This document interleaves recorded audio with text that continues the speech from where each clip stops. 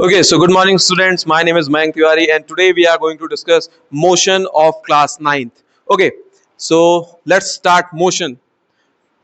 बेटा मोशन में सबसे पहले अपने को पढ़ना है कि what is motion. Okay, motion मतलब क्या कि आप लोगों ने बोला सर जी हमने देखा है कि मोशन का मतलब होता है कोई भी चीज अगर मूव कर रही है किसी भी ए प्लेस से बी प्लेस की तरफ तो उसको हमने बोल दिया मोशन. मैंने बोला बहुत बढ़िया बात है भाई, यही मोशन होता है.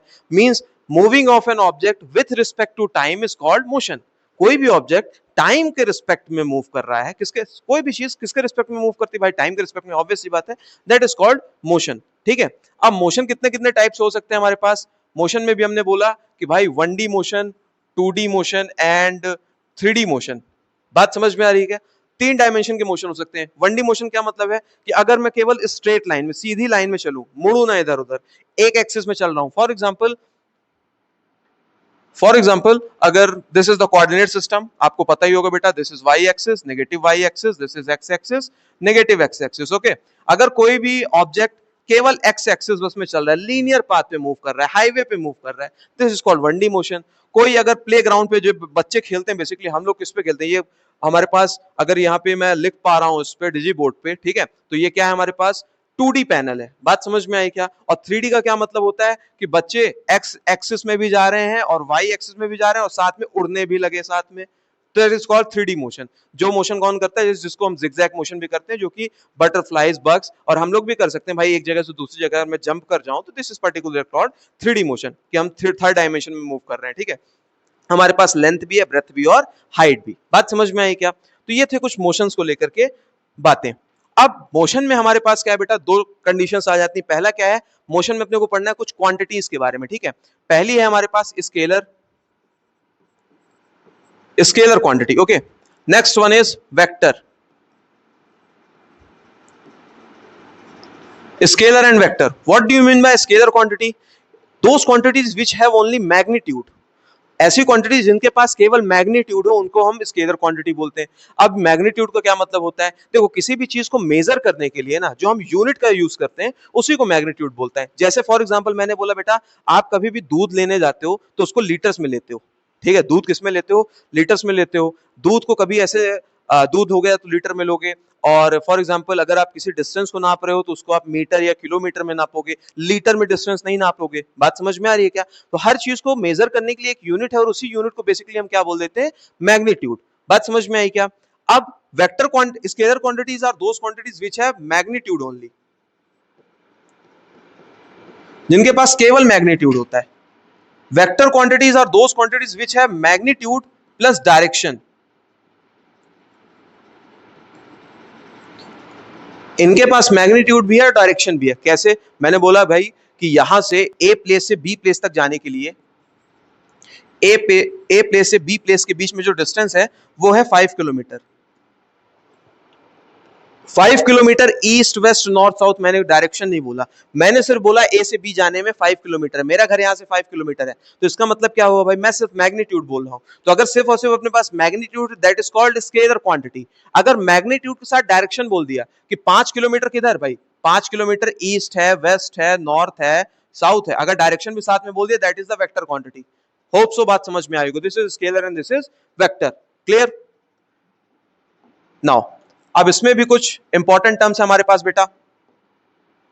मैग्नीट्यूड तो होता ही है, अब साथ में स्केलर क्वांटिटीज या तो हमारे पास जीरो हो सकती हैं या तो पॉजिटिव होती हैं. ठीक है, और वेक्टर क्वांटिटीज हमारे पास क्या होती है बेटा, either they are zero, positive या नेगेटिव. ये तीनों हो सकती है बेटा. जीरो भी हो सकती है, पॉजिटिव भी हो सकती है, नेगेटिव भी हो सकती है. बात समझ में आई क्या. अब इस चीज को कैसे समझ सकते हैं हम लोग, जैसे फॉर एग्जाम्पल पॉजिटिव नेगेटिव वाला जो टर्म मैंने अभी बताया स्केलर और वेक्टर के लिए, उसको पढ़ने के लिए थोड़ा सा अपने को पढ़ना पड़ेगा बेटा. डिस्टेंस एंड डिस्प्लेसमेंट पहले देख लेते हैं, उसके बाद फिर हम ये वाला टर्म क्लियर करते हैं कि पॉजिटिव क्यों होता है, नेगेटिव क्यों होता है. अगर मैं यहाँ पे कोई भी चीज लिख रहा हूं बेटा कि स्केलर के नीचे जो भी पार्ट आएगा वो ये सारी प्रॉपर्टीज फॉलो करेगा, और वेक्टर के नीचे जितने भी टर्म्स मैं लिखता जाऊंगा वो ये पूरे चीजें टर्म्स जो है ऊपर की वो चीज फॉलो करता रहेगा. ठीक है, पहला पार्ट क्या है, स्केलर में हमारे पास आता है डिस्टेंस, एंड वेक्टर में आता है हमारे पास डिस्प्लेसमेंट. ठीक है, तो मैंने आपने बोला सर डिस्टेंस आपने लिया, डिस्टेंस में मतलब सिर्फ मैग्नीट्यूड रहता है, बिल्कुल इसमें डायरेक्शन नहीं रहता, नहीं रहता। और क्या ये जीरो और पॉजिटिव हो सकता है? बिल्कुल, डिस्टेंस जीरो और पॉजिटिव बस होता है। डिस्प्लेसमेंट में क्या है? डिस्प्लेसमेंट हमारे पास मैग्नीट्यूड डायरेक्शन दोनों रहता है क्या? बिल्कुल रहता है। और डिस्प्लेसमेंट में हम डिस्प्लेसमेंट जीरो हो सकता है, जीरो हो सकता है, पॉजिटिव है, पॉजिटिव हो सकता है और निगेटिव भी हो सकता है। बात समझ में आई क्या? आइए इसके बारे में थोड़ा समझते हैं कि कैसे ये सारे टर्म्स वर्क करते हैं। ठीक है, डिस्टेंस और डिस्प्लेसमेंट। अगर मैं बात करूं बेटा डिस्टेंस की एंड डिस्प्लेसमेंट की, ठीक है, तो what do you mean by distance? Distance means बेटा the total length of the actual path, the total length, the total length of the actual path is called distance, and the shortest route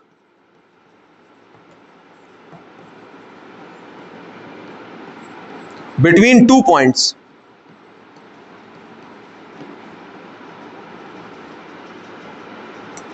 is called displacement. Okay, clear? अरे root है बेटा वो,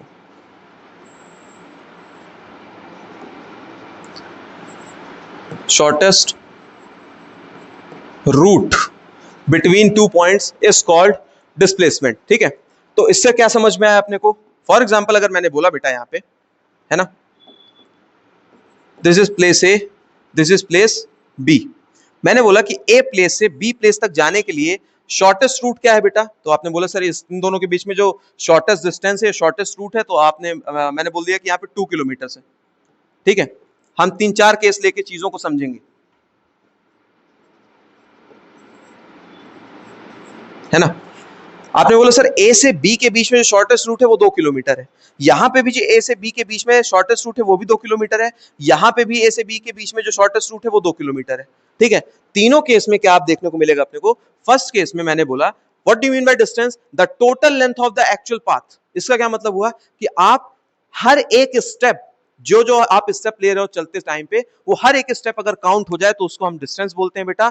और step से जिससे मतलब नहीं रहता है, जिसको सिर्फ इनिशियल और फाइनल पॉइंट से मतलब रहता है, शॉर्टेस्ट रूट से मतलब रहता है कि ए से बी प्लेस के बीच में जो सबसे छोटा पाथ है उसी को हम क्या बोलते हैं? डिस्प्लेसमेंट। मतलब आपने कितना ट्रेवल किया उसमें इससे मतलब नहीं रहता है। जैसे फॉर एग्जांपल आपने बोला सर ए से बी तक के लिए डिस्टेंस थी हमारे पास, शॉर्टेस्ट रूट था 2 किलोमीटर, बट कोई कंडीशन के कारण, किसी भी फॉर्म कंडीशन के कारण आप ए से बी इस फॉर्मेट में गए, ठीक है, डायरेक्टली ना जाकर के इनडायरेक्ट वे में आप गए जिसमें आपको 4 किलोमीटर लग गए। तो यहां पे फर्स्ट केस में अगर मैं डिस्टेंस की बात करूं बेटा, तो डिस्टेंस को मैं डी से डिनोट करूंगा और डिस्प्लेसमेंट को मैं ऐसे ऊपर एरो से डिनोट करूंगा। बात समझ में आई क्या? अगर मैं डिस्टेंस की बात करूं तो डिस्टेंस आप बोलोगे सर 4 किलोमीटर हो गया, मैंने डिस्प्लेसमेंट बोला तो डिस्प्लेसमेंट आपने बोला सर 2 किलोमीटर, क्योंकि डिस्प्लेसमेंट कभी नहीं बदलता, शॉर्टेस्ट रूट कभी चेंज नहीं होगा। बात समझ में आई क्या? दूसरे केस में मैंने बोला ए से बी जाना था बेटा, ए से बी आप सीधा ही चले गए, शॉर्टेस्ट रूट से गए, तो इस कंडीशन में मैंने बोला इन दोनों के बीच की डिस्टेंस हमारे पास कितनी थी? 2 किलोमीटर। मैंने यहाँ पे पूछा डिस्टेंस क्या होगी बेटा और डिस्प्लेसमेंट क्या होगी, तो आपने बोला गुरुजी ए से बी जाने पे हमारे पास टोटल डिस्टेंस कितनी हुई? हमारे पास 2 किलोमीटर, और डिस्प्लेसमेंट भी यहाँ पे कितनी है? 2 किलोमीटर। शॉर्टेस्ट रूट ही आप फॉलो करके जा रहे हो। बात समझ में आई क्या? फिर तीसरा केस है कि ए से बी जाने पे हमारे पास शॉर्टेस्ट रूट कितना है? 2 किलोमीटर है, और ए से बी आप गए हो कितने प्लेस में? इस फॉर्मेट में गए, और दूसरी कंडीशन ए से बी आप पूरा ऐसे घूम करके जा रहे हो, ठीक है। तो इस कंडीशन में जब ए से बी गए थे, इन दोनों के बीच की जो डिस्टेंस है बेटा वो कितना हमारे पास? 2 किलोमीटर है, और ए से बी आप पूरा गोल घूम के जा रहे हो, तो इसका पूरा अगर मैं डिस्टेंस की बात करूं तो ये आपको टोटल पड़ गया 10 किलोमीटर, ठीक है। तो कहने का मतलब क्या है कि डिस्प्लेसमेंट हमारे पास शॉर्टेस्ट रूट होता है किसी भी दो पॉइंट्स के बीच का, शॉर्टेस्ट रूट जो कि कभी नहीं बदलता है। इसको सिर्फ इनिशियल पोजीशन और फाइनल पोजीशन से मतलब है और किसी से मतलब नहीं है। होप सो चीजें यहां पे समझ में आई होंगी बेटा। अगर आप देख पा रहे होगे तो इस कंडीशन के लिए अगर मैं डिस्प्लेसमेंट और डिस्टेंस की बात करूं तो इसका डिस्प्लेसमेंट कितना हो जाएगा हमारे पास, डिस्टेंस कितना हो जाएगा, पूरा ऐसे इस फॉर्मेट में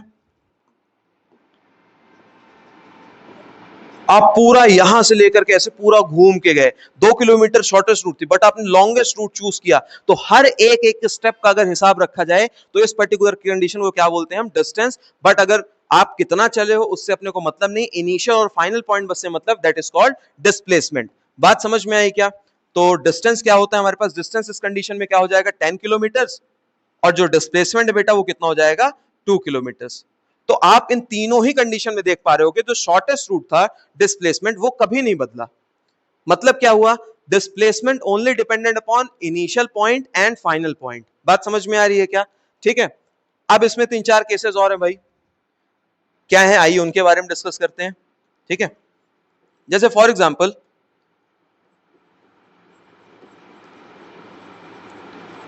डिस्प्लेसमेंट के लिए मैं बात करूं, डिस्प्लेसमेंट को हमने वेक्टर क्वांटिटी माना था, और वेक्टर के लिए मैंने बोला था कि वेक्टर बेटा पॉजिटिव भी हो सकती है, नेगेटिव भी हो सकती है, जीरो हो सकती है। डिस्टेंस क्या हो सकता है हमारे पास, पॉजिटिव होगा या तो जीरो होगा। अगर फॉर एग्जांपल कोई एक बॉडी है ए, मैं डिस्टेंस के लिए अगर बात करूं, कोई बॉडी अगर ए है, उसको बी प्लेस तक जाना है, ठीक है, वो कभी भी ए से निकले ही ना, ए से वो चले ही नहीं, बी प्लेस तक जाना था वो चला ही नहीं। जैसे फॉर एग्जांपल आप, दिस इज योर स्कूल और दिस इज योर होम, तो आप घर से कभी स्कूल के लिए चले ही नहीं, बोले आज मन नहीं जाना है स्कूल, तो उस पर्टिकुलर कंडीशन में डिस्टेंस कितनी होगी आपकी, आप बोले सर मैं चला ही नहीं हूं, तो ऑब्वियस सी बात है मेरी डिस्टेंस कितनी होगी, जीरो। और जब आप एक स्टेप भी ले लोगे तो उस पर्टिकुलर कंडीशन में डिस्टेंस आपकी क्या होने लगेगी बेटा, बढ़ने लगेगी, इंक्रीज होने लगेगी, हर स्टेप से आपकी डिस्टेंस क्या होने लगेगी, बढ़ने लगेगी, क्योंकि हर स्टेप इसमें काउंट होता है। बात समझ में आई? इसीलिए हमने बोला था कि डिस्टेंस, या तो डिस्टेंस क्या है, स्केलर क्वांटिटी, और स्केलर क्वांटिटी या तो जीरो हो सकती है या तो पॉजिटिव हो सकती है। बात समझ में आई? और डिस्प्लेसमेंट क्या होता है बेटा, डिस्प्लेसमेंट जो है वो वेक्टर क्वांटिटी, और वेक्टर क्वांटिटीज होती हैं वो कोऑर्डिनेट सिस्टम फॉलो करती हैं। कोऑर्डिनेट सिस्टम फॉलो करने का क्या मतलब हुआ, जैसे मैं अगर इसको लिख के दिखाना चाहूं आपको, this is the X axis, ये है हमारे पास Y axis, this is negative Y axis, negative X axis. ठीक है, अगर ईस्ट वेस्ट नॉर्थ साउथ के फॉर्म में मैं लिखूं तो ये ईस्ट है, ये वेस्ट है, ये हमारे पास नॉर्थ है, ये हमारे पास साउथ है। ठीक है, अगर कोई बॉडी फॉर एग्जांपल ईस्ट से वेस्ट की तरफ मूव कर रही है, हालांकि इस टाइप के क्वेश्चन देखने को मिलते नहीं है, बट समझाने के लिए, कोई बॉडी कोऑर्डिनेट सिस्टम के हिसाब से ईस्ट से वेस्ट की तरफ मूव कर रही है, तो उसको हम क्या कंसीडर करेंगे, निगेटिव। ईस्ट से कोई बॉडी अगर वेस्ट की तरफ मूव कर रही है तो उसको हम निगेटिव कंसीडर करते हैं। अगर कोई बॉडी वेस्ट से ईस्ट की तरफ मूव कर रही है तो उसको हम लोग क्या कंसीडर करते हैं, इसको हम लोग नेगेटिव कंसीडर करेंगे। कोई बॉडी अगर वेस्ट से ईस्ट की तरफ मूव कर रही है तो उसको पॉजिटिव, क्योंकि ये किधर, पॉजिटिव एक्स एक्सिस की तरफ मूव कर रही है। बात समझ में आई क्या? तो कोऑर्डिनेट सिस्टम में ही हमारे पास पॉजिटिव और नेगेटिव वैल्यूज आ जाती हैं। अगर ये चीज डिस्प्लेसमेंट है, हमारे पास वेक्टर क्वांटिटी है बेटा, और वेक्टर क्वांटिटी क्या फॉलो करता है, कोऑर्डिनेट सिस्टम, इसीलिए वेक्टर क्या हो सकते हैं, नेगेटिव हो सकते हैं, जीरो हो सकते हैं और पॉजिटिव हो सकते हैं। बात समझ में आई कि नहीं आई? ठीक है, अब जैसे फॉर एग्जांपल एक आध दो क्वेश्चंस कराते हैं तो उससे चीजें थोड़ा सा और क्लैरिफाई होंगी और क्लियर होंगी कि मैं एक्चुअल में समझाना क्या चाह रहा हूं आपको। आइए डिस्टेंस और डिस्प्लेसमेंट कुछ क्वेश्चंस करते हैं। जैसे कि मैंने पहले तो केस स्टडी है, 3-4 क्वेश्चंस है मेरे पास, उसके बारे में डिस्कस करते हैं बेटा। मैंने यहां पे टर्म लिखा, डिस्टेंस को मैं डी से डिनोट कर रहा हूं और डिस्प्लेसमेंट को मैं इस फॉर्मेट से डिनोट कर रहा हूं। ठीक है, डी ऊपर एरो, मैंने 4 पॉइंट यहां पे लिखे।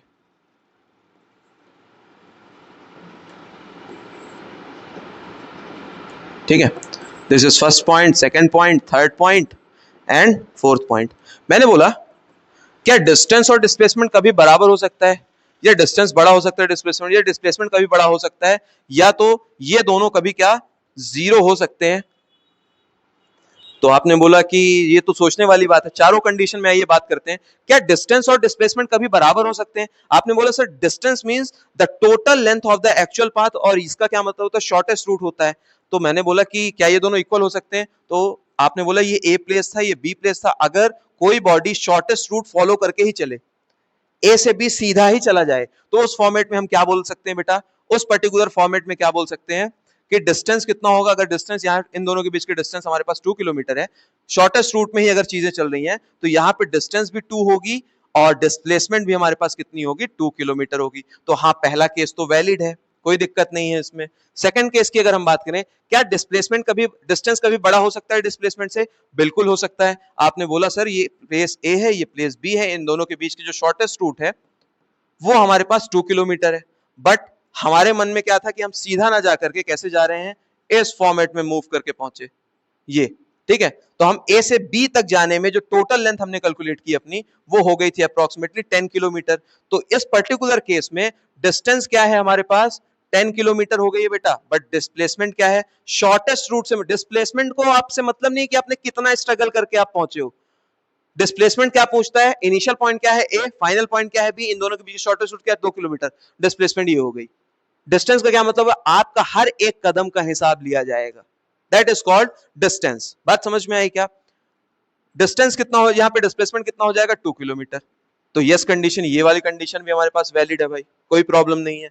आपने बोला कि थर्ड कंडीशन वैलिड है क्या, क्या डिस्प्लेसमेंट कभी बड़ा हो सकता है डिस्टेंस से? मैंने बोला कि ये रॉन्ग है। क्यों? शॉर्टेस्ट रूट कभी कैसे बड़ा हो सकता है एक्चुअल पाथ से?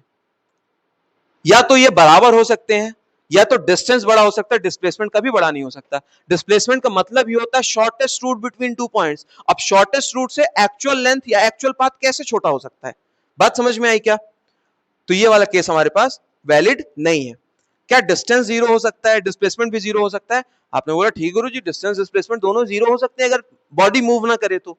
मैंने बोला बहुत अच्छी बात है, बट अगर बॉडी मूव करे, if body move from one place, अगर वो अपने फ्रेम ऑफ रेफरेंस का क्या मतलब होता है, कोई एक ऐसा पॉइंट जहां से वो मूव करने वाली, अगर वो एक पॉइंट से मूव करना स्टार्ट कर दे, तो क्या मूव करने के बाद भी डिस्टेंस या डिस्प्लेसमेंट कोई भी जीरो हो सकता है क्या? मैं क्या पूछ रहा हूं आपसे कि अगर कोई बॉडी ए है बेटा, वो ए प्लेस से मूव कर चुकी है, निकल चुकी है, तो क्या कोई ऐसा केस हो सकता है कि डिस्टेंस उसमें जीरो हो जाए और डिस्प्लेसमेंट भी जीरो हो जाए?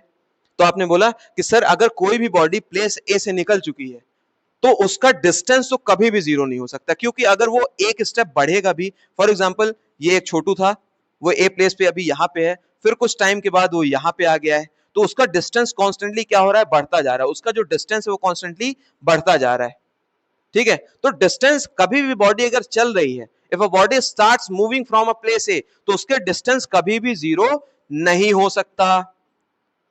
अगर बॉडी मूव कर रही है, अगर मूव नहीं की है तो जीरो हो जाए, कोई दिक्कत नहीं।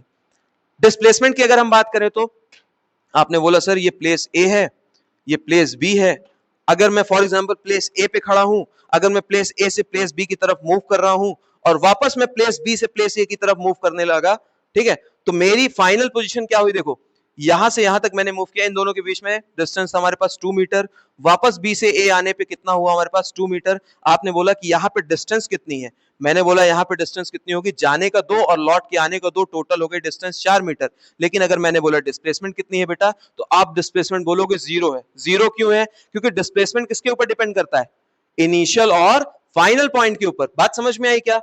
इनिशियल और फाइनल पॉइंट के ऊपर। मेरा इनिशियल है पॉइंट ए, मैं ए पे खड़ा हूं अभी, ठीक है, मैं मूव करने लगा, मैं पॉइंट बी तक गया, अभी मेरी डिस्प्लेसमेंट कितनी हो गई, 2 मीटर। बात समझ में आई? अब वापस से मैं बी प्लेस से कहां जा रहा हूं, ए प्लेस पे आ गया, अब मेरी डिस्प्लेसमेंट कितनी हो गई, जीरो, क्योंकि मेरे इनिशियल पॉइंट क्या है बेटा, ए है, ए मेरा क्या है, इनिशियल पॉइंट, और यही मेरा क्या बन गया अब, फाइनल पॉइंट। अगर इनिशियल पॉइंट और फाइनल पॉइंट सेम हो गए तो डिस्प्लेसमेंट कितनी हो गई, जीरो। यही होता है कोऑर्डिनेट सिस्टम। डिस्प्लेसमेंट क्या फॉलो करता है, कोऑर्डिनेट सिस्टम। अभी हमने देखा ना कोऑर्डिनेट सिस्टम में हमने देखा ना कि अगर कोई प्लेस ए है, ये प्लेस बी है, अगर डिस्टेंस इस फॉर्मेट में अगर कोई चीज मूव कर रही है, ए से बी की तरफ मूव कर रही है, तो बेसिक क्वेश्चंस में ऐसे ये सारी चीजें लिखी नहीं रहती है, मेंशन नहीं रहती बेटा क्लास 9th के हिसाब से, बट एक अच्छे लेवल के अगर क्वेश्चन पूछे जाएंगे तो उसमें चीजें मेंशन हो सकती हैं कि ईस्ट वेस्ट नॉर्थ साउथ, उसमें कोऑर्डिनेट सिस्टम लगा के सॉल्व करना पड़ेगा। बट अभी के लिए आप क्या मानोगे कि जिस भी डायरेक्शन से, जैसे प्लेस ए है, प्लेस ए से अगर कोई बॉडी कहीं के लिए भी मुड़ रही है, स्टार्ट हो रही है, if a man starts moving from a point A, तो जब वो एक साइड से मूव करना स्टार्ट करेगा, डजंट मैटर, ये कोऑर्डिनेट सिस्टम भूल जाओ। अगर डायरेक्शन नहीं दी गई है तो कोऑर्डिनेट सिस्टम मत लगाना। उस कंडीशन में क्या होगा, अगर कोई ए से बी की तरफ मूव कर रहा है 2 मीटर, तो उस 2 मीटर जाने के लिए हम उसको क्या मानेंगे, पॉजिटिव, और वापस अगर लौट के आ रहा है बेटा तो उसको हम क्या मानेंगे, नेगेटिव मानेंगे। बात समझ में आई क्या? इसीलिए मैंने बोला जाने का कितना होगा डिस्प्लेसमेंट जाने का होगा 2 मीटर, और लौट के आने का बी टू ए डिस्प्लेसमेंट कितना होगा बेटा, बी से ए के लिए डिस्प्लेसमेंट कितना होगा, लौट के आने का -2 मीटर, जाने का पॉजिटिव, आने का माइनस, ठीक है। इसीलिए डिस्प्लेसमेंट क्या हो जाता है हमारा, 0 हो जाता है, जो कि इनिशियल और फाइनल पॉइंट पे क्या करता है बेटा, डिपेंड करता है, ठीक है।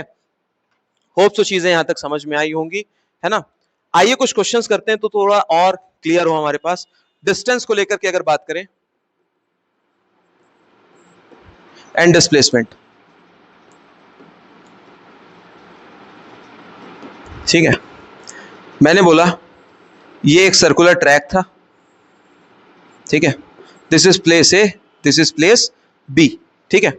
मैंने बोला कि बेटा ये एक सेमी सर्कल है जिसका यहां से यहां तक रेडियस कितना है, 7 मीटर है, ठीक है। रेडियस कितना है, 7 मीटर है। एक आदमी था, a man starts moving from place A to place B, ठीक है। जो आदमी था वो प्लेस ए से मूव करना स्टार्ट किया और प्लेस बी पे आके खड़ा हो गया। तो मैंने पूछा कि इस पॉइंट के लिए आपको बताना है बेटा इसकी डिस्टेंस और इसकी डिस्प्लेसमेंट क्या होगी। तो आपने बोला सर इसकी डिस्टेंस कितनी होगी, डिस्टेंस कैसे निकालें हम। डिस्टेंस के लिए तो ये एक सेमी सर्कुलर पाथ में मूव कर रहा है, बात समझ में आई। तो सेमी सर्कुलर पाथ में मूव कर रहा है तो क्या है एक्चुअली अपने को क्या निकालना पड़ेगा, इसका सरकमफेरेंस पूछा जा रहा है। सरकमफेरेंस का क्या फॉर्मूला होता है हमारे पास, 2 पाई आर, लेकिन सेमी सर्कल का सरकमफेरेंस के लिए ये वाली वैल्यू निकालनी है ना आपको। आपको तो बेसिकली ये वाली वैल्यू चाहिए बेटा, ये सेमी सर्कुलर पाथ चाहिए आपको, ठीक है। तो इसके लिए क्या फॉर्मूला है हमारे पास, डिस्टेंस के लिए 2 पाई आर पूरे सर्कल के लिए होता है, तो आधे के लिए क्या हो जाएगा हमारे पास, पाई आर, ठीक है। पाई की अगर वैल्यू हमने रखे तो 22/7 into 7, the answer is 22 metre. मैंने बोला डिस्प्लेसमेंट कितनी है बेटा, तो आपने बोला सर डिस्प्लेसमेंट अगर निकाली जाए इस कंडीशन में तो क्या होगा, शॉर्टेस्ट रूट बिटवीन 2 पॉइंट्स आपने डिस्प्लेसमेंट बोला था। तो इनिशियल पॉइंट उसका ए है, फाइनल पॉइंट इसका बी है, तो ए से बी के बीच में जो शॉर्टेस्ट रूट है वही क्या है, स्ट्रेट लाइन शॉर्टेस्ट रूट होता है। तो इधर हो गया 7, तो इधर भी कितना होगा 7, क्योंकि अपने को पता है कि जो मैक्सिमम बड़ा सबसे बड़ा कॉर्ड होता है उसी को हम क्या बोलते हैं, डायमीटर। यहां से यहां तक की डिस्टेंस क्या है हमारे पास, डायमीटर है ना, क्या है, डायमीटर है, और हाफ रेडियस होता है। बात समझ में आएगी क्या। तो यहां से लेके यहां तक की डिस्टेंस अगर स्ट्रेट लाइन में मेजर करेंगे तो कितना आ जाएगा हमारे पास, डिस्प्लेसमेंट 7 + 7 = 14 मीटर। तो इससे समझ में आता है कि डिस्टेंस बड़ा हो सकता है, डिस्प्लेसमेंट छोटा ही रहेगा हमारे पास। सेकंड केस क्या बनेगा इसका, ये पहला क्वेश्चन हो गया पहले टाइप का, ठीक है। और अगर इसी टाइप के क्वेश्चन हम लोग करना चाहें तो क्या लिख सकते हैं भाई, ठीक है। अब दूसरा क्वेश्चन क्या हुआ कि this is place A, this is place B, ठीक है। कोई आदमी प्लेस ए से प्लेस बी की तरफ गया, वापस प्लेस बी से प्लेस ए की तरफ आ गया, ठीक है। स्टार्ट किया था वो प्लेस ए से प्लेस बी की तरफ जाने के लिए, वो स्टार्ट किया था यहां से, प्लेस ए से उसने स्टार्ट किया मूव करना और वापस घूम करके कहां पे आ गया, वो प्लेस ए पर ही आ गया, ठीक है। इस कंडीशन में a man starts from moving from place A and return back to its original position in a circular trip, find its distance and displacement, ऐसा क्वेश्चन आ गया, ठीक है। इसको कैसे सॉल्व करेंगे, आपने बोला सर डिस्टेंस इसका कैसे सॉल्व करेंगे भाई, डिस्टेंस या डिस्प्लेसमेंट। मैंने बोला कि डिस्प्लेसमेंट और डिस्टेंस, ठीक है। तो इसका डिस्प्लेसमेंट कितना होगा, आपने बोला सर इसका डिस्प्लेसमेंट हो जाएगा 0, बिना सॉल्व किए बोल दिया। हाँ, कैसे डिस्प्लेसमेंट 0 हो जाएगा, क्योंकि डिस्प्लेसमेंट आपने अभी हमने डिस्कस किया है कि डिस्प्लेसमेंट किसके ऊपर डिपेंड करता है, the shortest route between 2 points. इसका इनिशियल पॉइंट क्या था, ए ही था, और फाइनल पॉइंट भी क्या है, यहीं ए पे आके खड़ा हो गया है। तो जब इनिशियल पॉइंट भी ए है और फाइनल पॉइंट भी ए है तो हमारे पास डिस्प्लेसमेंट कितना हो जाएगा, 0। इसका डिस्प्लेसमेंट कितना हो जाएगा, 0। बात समझ में आई क्या। अगर मैं डिस्टेंस की बात करूं, डिस्टेंस के लिए आप सिंपल से बोलोगे सर इसके पास क्या है, कुछ डायमीटर या फिर रेडियस वगैरह है क्या, मैंने बोला रेडियस बेटा 7 मीटर ले लो।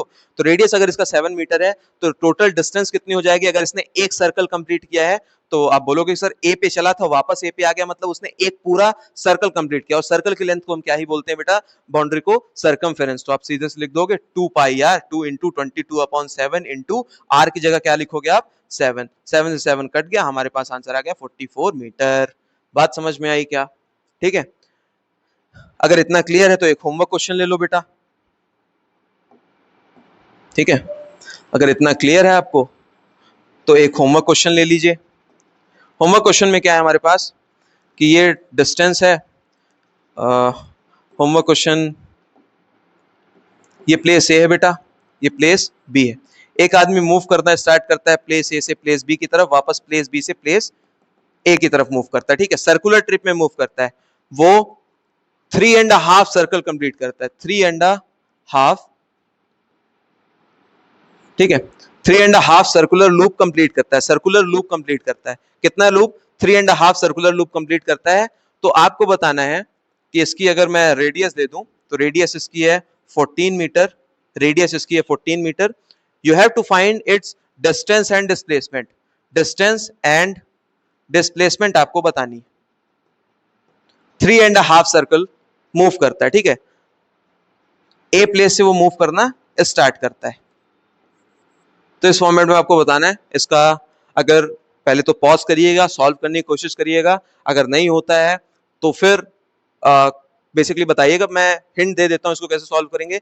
3.5 सर्कल कंप्लीट करता है, इसका क्या मतलब हुआ भाई, पहला सर्कल कंप्लीट किया, दूसरा सर्कल कंप्लीट किया, तीसरा सर्कल पूरा कंप्लीट किया, चौथा सर्कल नहीं कर पाया, बी पॉइंट पे आ गया, तो इसका डिस्प्लेसमेंट कितना हो जाएगा, 14 + 14 कितना हो गया हमारे 28, डिस्प्लेसमेंट कितना 28। अगर डिस्टेंस की बात की जाए तो डिस्टेंस का फॉर्मूला हमारे पास क्या होता है, डिस्टेंस के लिए नॉर्मली ये पूरा सर्कुलर लूप कंप्लीट कर रहा है तो आप बोलोगे सर 2πr, 2πr, और कितना सर्कुलर लूप इसने कंप्लीट किया है, 3.5 सर्कल, पहले सर्कल में पूरा कंप्लीट किया, फिर दूसरे सर्कल कंप्लीट किया, फिर तीसरा कंप्लीट किया, और चौथे में आधा ही कंप्लीट कर पाया, तो 3.5, बात समझ में आई, इनटू कर देंगे, जो भी हमारे पास आंसर होगा वो आ जाएगा, सॉल्व करिए, ठीक है। अगर वो 4.5 सर्कुलर लूप कंप्लीट करता है तो आंसर क्या होगा, और 7.5 सर्कुलर लूप कंप्लीट करता है तो उसके लिए आंसर क्या होगा, डिस्टेंस और डिस्प्लेसमेंट के लिए आपको फाइंड आउट करना है, ठीक है। Okay, let's back to the original slide. तो होप सो चीजें समझ में आई होंगी, डिस्टेंस और डिस्प्लेसमेंट, और मैग्नीट्यूड जीरो क्यों होता है, पॉजिटिव क्यों होता है, वेक्टर में हमारे पास पॉजिटिव, नेगेटिव और जीरो होते हैं चीजें, ठीक है। डिस्टेंस डिस्प्लेसमेंट समझ में आया बेटा। इसके बाद हमारे पास टर्म आ जाता है स्पीड एंड वेलोसिटी। डिस्टेंस के नीचे है स्पीड, डिस्प्लेसमेंट के नीचे है वेलोसिटी, ठीक है। स्पीड मतलब क्या बेटा, स्पीड मतलब होता है distance upon time, and velocity means displacement upon time, ठीक है। Speed means distance upon time. इसको पढ़ते कैसे हैं बेटा, rate of change of distance with respect to time is called speed, rate of change of distance with respect to time is called speed, ठीक है। कैसे पढ़ते हैं, rate of change of distance with respect to time is called speed, rate change of distance with respect to time is called speed, rate change of displacement with respect to time is called velocity, ठीक है। और velocity की एक और definition होती है बेटा, velocity के लिए एक और डेफिनेशन होती है, क्या वो है, speed plus direction, speed plus direction is called velocity. अरे भाई स्पीड में डायरेक्शन जोड़ दोगे क्या बन जाएगी, वेलोसिटी बन जाएगी, बात समझ में आई क्या, ठीक है। तो स्पीड और वेलोसिटी के लिए इतना ही। हाँ, स्पीड में स्पीड की अगर एसआई यूनिट की बात की जाए बेटा तो हमारे पास होती है मीटर पर सेकेंड, या तो फिर होती है किलोमीटर पर आवर, ये दोनों के लिए ही एसआई यूनिट्स होती हैं, स्पीड और वेलोसिटी के लिए। बात समझ में आई क्या, क्लियर।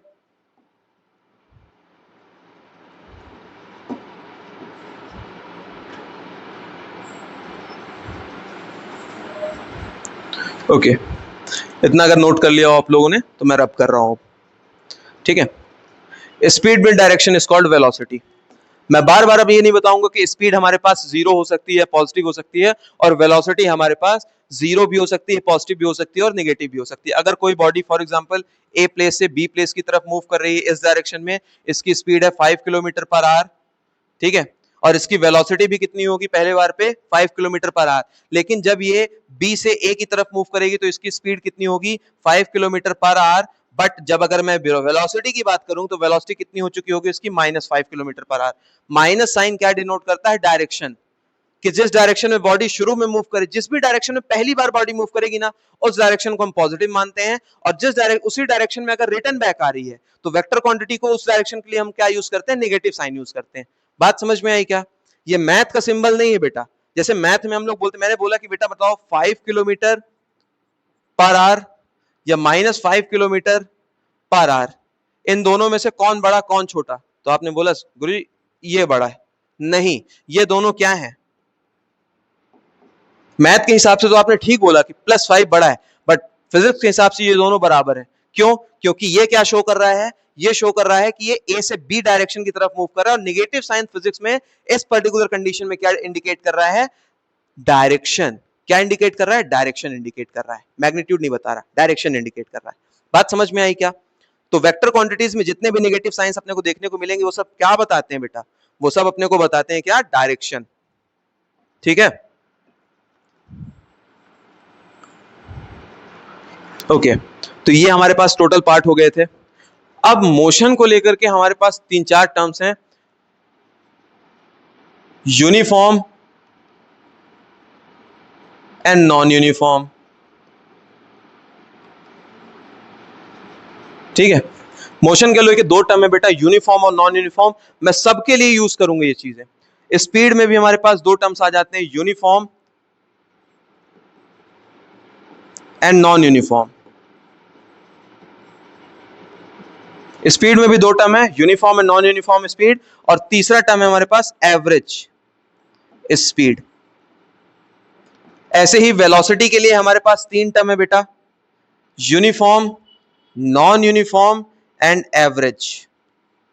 ठीक है, अब ये यूनिफॉर्म और नॉन यूनिफॉर्म मोशन क्या है, फिर वेलोसिटी क्या है, फिर स्पीड क्या है, आइए हर चीज को समझते हैं इन डिटेल। ठीक है, यूनिफॉर्म का क्या मतलब होता है बेटा?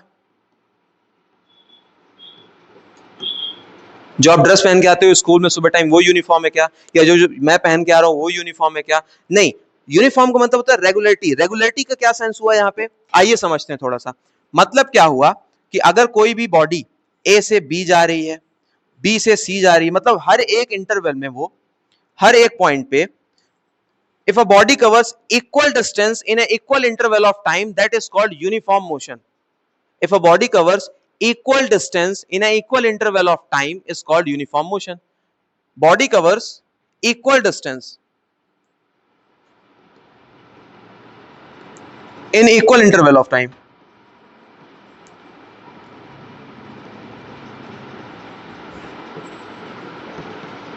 is called uniform motion. देख बेटा, यहाँ पे यूनिफॉर्म मोशन का सेंस समझना, रटना कुछ नहीं है। यूनिफॉर्म मोशन का क्या मतलब होता है? अरे कुछ नहीं, ये छोटू सा पार्ट, ध्यान से देखो, ये ए है, ये बी है, ये सी है, ये डी है, ये ई है। अगर कोई बॉडी फॉर एग्जांपल पहले सेकंड में, this is called first second, 1 second में 5 मीटर चलती है, तो अगले सेकंड में भी कितना चलना चाहिए? 5 मीटर ही चलना चाहिए दूसरे सेकंड में। ठीक है, थर्ड सेकंड में, सेकंड सेकंड है ये, थर्ड सेकंड में कितना चलेगी? 5 मीटर। मतलब क्या हुआ? A body cover equal distance in equal interval of time. Equal distance in equal interval, मतलब 5 मीटर 1 सेकंड में, 5 मीटर 1 सेकंड में, 5 metre 1 second next first second में, फिर ये कन्वर्ट करेगी, फिर 5 मीटर 1 सेकंड में। इसका मतलब होता है यूनिफॉर्म मोशन। बात समझ में आई क्या? Equal distance in equal interval of time is called uniform motion. मतलब हर एक जो बॉडी हमारे पास, वो 1 सेकंड में 5 मीटर चलती है। 1 सेकंड में कितना चलती है? 5 मीटर। 1 सेकंड में कितना चलती है भाई? 5 मीटर। 2 सेकंड में कितना हो जाएगी? 10 मीटर। 3 सेकंड में कितना चलेगी? 15 मीटर। 4 सेकंड में कितना चलेगी? 20 metre. This is called what? Uniform motion. बात समझ में आई क्या? ये है यूनिफॉर्म मोशन। अब इसी में अगर हम थोड़ी सी चेंज कर दें, थोड़ा सा चीजों को चेंज कर दें, क्या लिख दें भाई? नॉन यूनिफॉर्म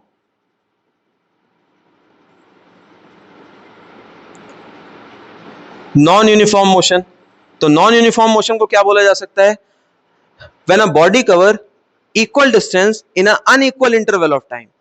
डिस्टेंस तो चलिए सेम ले लीजिए आप, लेकिन टाइम कैसा हो जाए? अनइक्वल हो जाए। If a body covers unequal distance in a equal interval of time, मतलब दोनों ही फॉर्मेशन आप ले सकते हो। When a body covers unequal distance in equal interval of time, in equal interval of time, clear, is called non uniform motion, is called non uniform motion. इसका क्या मतलब हुआ बेटा? ध्यान से देखिएगा, इसका क्या मतलब हुआ?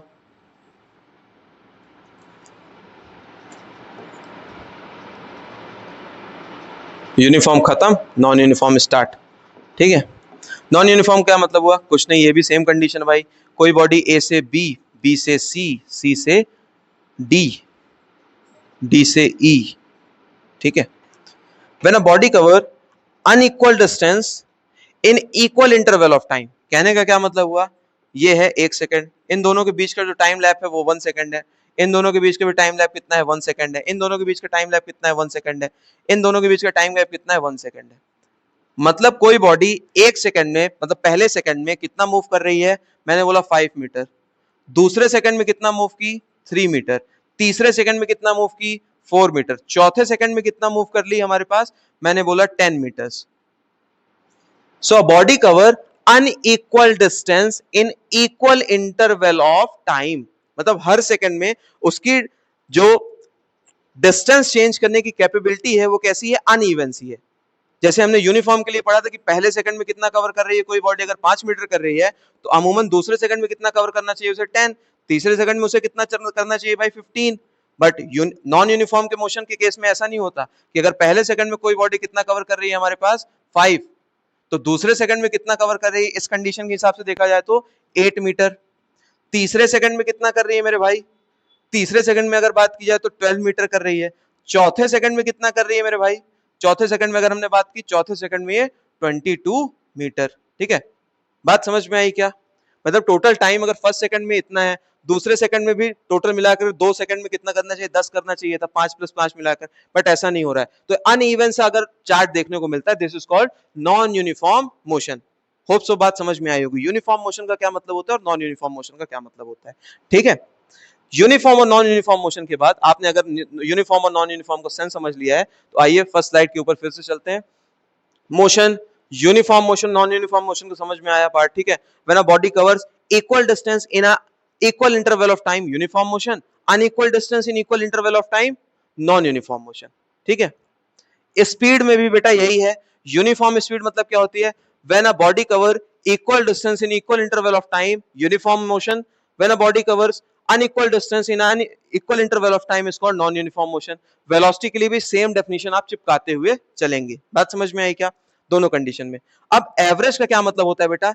एवरेज का मतलब होता है हमारे पास, जैसे हमने बोला कि बचपन में आपने एवरेज कैसे निकाला था, किसी भी चीज का एवरेज निकालने का क्या फॉर्मूला होता है? तो हमने बोला सर जो इंटरवल दिया रहता था हमारे पास, जैसे 4 नंबर दिए हुए हैं तो 4 डिवाइड 2 नंबर दिए गए हैं। फॉर एग्जांपल अगर मैंने बोला कि बेटा 20 और 30 दिया गया है, इसका एवरेज निकाल के दिखाइए, तो हमने बोला कोई बात नहीं सर, ये हम लोग क्लास 5th में पढ़ते थे, दोनों को ऐड करके डिवाइड बाय 2, जितने नंबर्स होते थे उतने नंबर्स डिवाइड कर देते थे। बात समझ में आई क्या?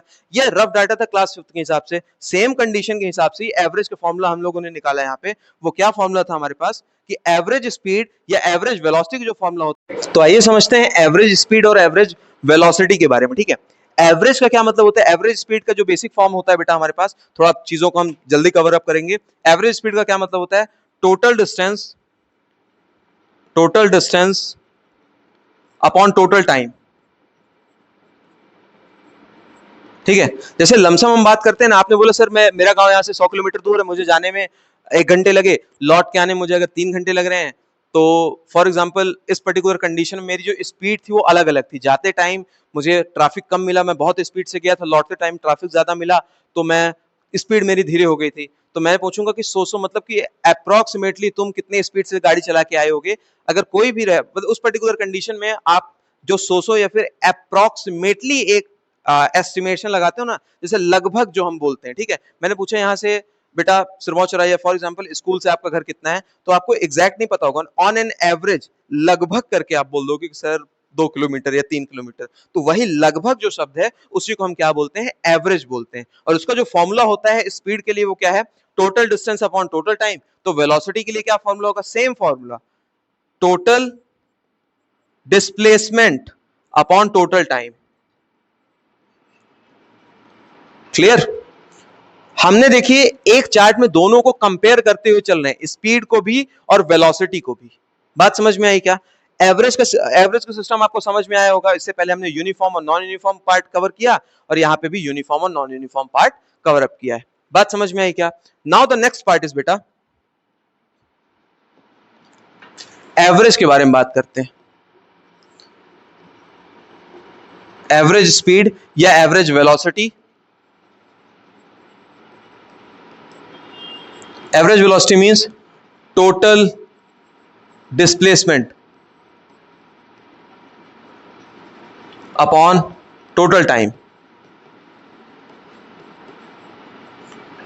इसका सिंपल सा मतलब होता है क्या, total distance upon total time. ठीक है, अब इनके क्वेश्चंस कैसे बनते हैं एवरेज के, और कैसे चीजों को हम सॉल्व करते हैं, आइए उसके बारे में समझते हैं। ध्यान से देखो बेटा, एवरेज स्पीड या एवरेज वेलोसिटी को लेकर सिर्फ दो टाइप के क्वेश्चन बनाए जाते हैं। टाइप 1 क्या है, दो टाइप के क्वेश्चन ही देखने को हालांकि मार्केट में अभी क्लास 9 के हिसाब से मिलते हैं, बाकी एवरेज के तो बहुत सारे क्वेश्चंस हैं। जैसे जैसे आप क्लास 11 में मूव करते जाएंगे क्वेश्चंस के लेवल बढ़ते चले जाएंगे, बट एवरेज के लिए अभी तो हम दो ही कंडीशन पढ़ने वाले हैं।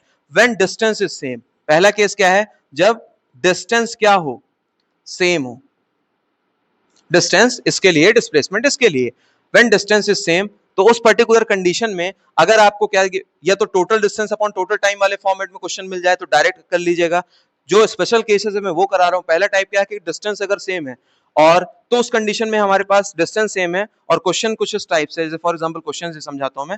डिस्टेंस सेम है तो हमारे पास जो फॉर्मूला बन जाता है, केवल और केवल वेलोसिटी गिवन हो, डिस्टेंस सेम हो और गिवन क्या हो अपने पास, वेलोसिटी गिवन हो, तो उस पर्टिकुलर कंडीशन में जो हमारे पास फॉर्मूला निकल के आता है बेटा, वो रहता है क्या, एवरेज का। एवरेज का जो फॉर्मूला निकल के आता है वो 2 टाइम्स ऑफ, अगर वेलोसिटी की बात की जा रही, वेलोसिटी गिवन है तो v1 into v2 divided by v1 plus v2। इसको रट डालो, ये भी कहां से निकल के आया, total distance upon total time से निकल के आया। अब हम हर चीज का प्रूफ कराने नहीं जाएंगे बेटा, ठीक है। सेकंड पॉइंट क्या है, अगर फॉर एग्जांपल इसी में क्वेश्चन किस टाइप से आते हैं, आइए उसके बारे में डिस्कस करते हैं। क्वेश्चन आ गया हमारे पास कि प्लेस ए है, दिस इज प्लेस बी, ठीक है। ए से बी जाने में किसी को किसी की अगर स्पीड थी हमारे पास 30 किलोमीटर पर आवर, बी से ए वापस आने में जो उसकी स्पीड थी वो थी हमारे पास 20 किलोमीटर पर आवर, ठीक है। फाइंड द एवरेज स्पीड या एवरेज वेलोसिटी, ठीक है।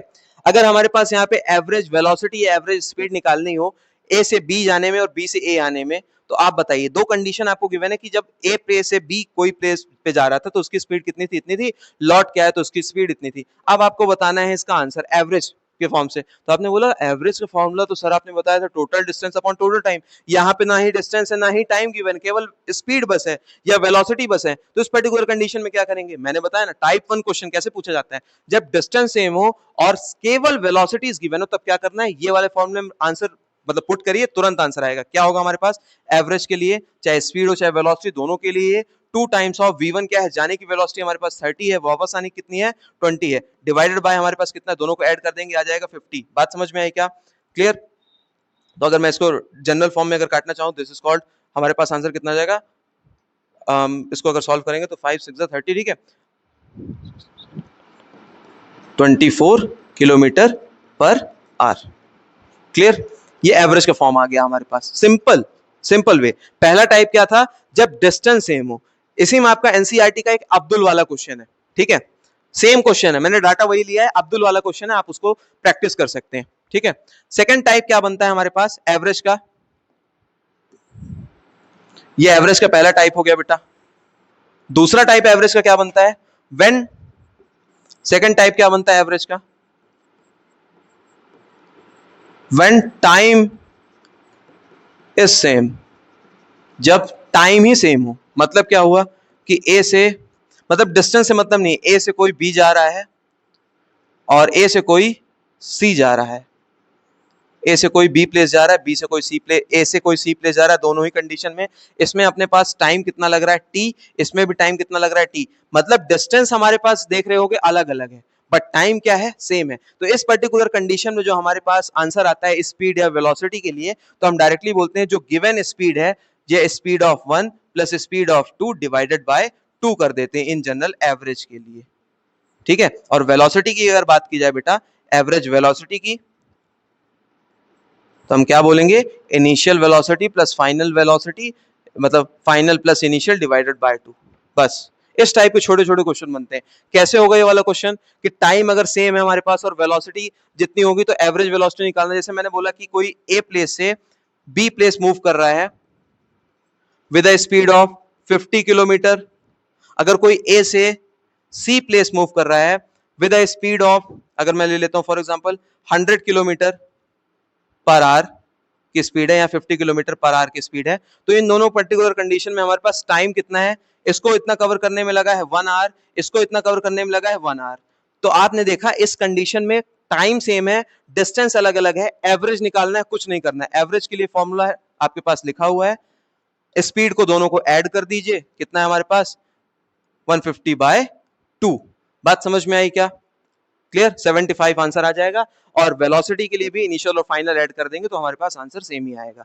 क्लियर हुआ क्या? ये होता है हमारे पास एवरेज स्पीड और एवरेज वेलोसिटी निकालने के मेन फॉर्मुलेज ऑफ फॉर्म्स।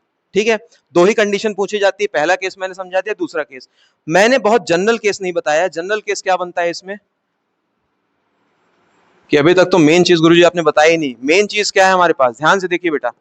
अब मेन चीज कैसे क्वेश्चन पूछेगा कि कोई ए प्लेस से बी प्लेस तक मूव कर रहा था, ए से बी तक जाना 100 किलोमीटर, ठीक है, टोटल डिस्टेंस गिवन है आपको और टोटल टाइम बता देगा। जाने का टाइम है हमारे पास 3 घंटे, वापस आने का टाइम है हमारे पास 1 घंटा। अब इसका बता दीजिए एवरेज स्पीड या एवरेज वेलोसिटी। तो इस पर्टिकुलर कंडीशन में क्या लिखोगे, ये छोटा सा फॉर्मूला है, आप डायरेक्ट लिख सकते हो। एवरेज स्पीड के लिए क्या होगा formula, total distance upon total time. Total distance कितना है 100 किलोमीटर, टोटल टाइम कितना है, जाने का टाइम 3, आने का time 1, 4, answer is what 25 kilometre per our. तो ये बहुत जनरल क्वेश्चन है, ये सब नहीं कराने वाला मैं, ठीक है, क्लियर? ये सब जनरल क्वेश्चन है, जनरल आप पढ़ के भी आए होगे थोड़ा क्लास 8 वगैरह में एवरेज के लिए, ठीक है। इतना तो नॉर्मल सी चीजें बननी चाहिए कि डायरेक्ट फॉर्मूला देके कभी नहीं पूछेगा। जो दो टाइप बताए मैंने वही सारी चीजें पूछी जाती है, ठीक है, याद रखिएगा इस चीज को।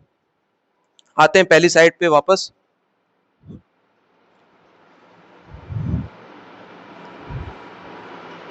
ओके,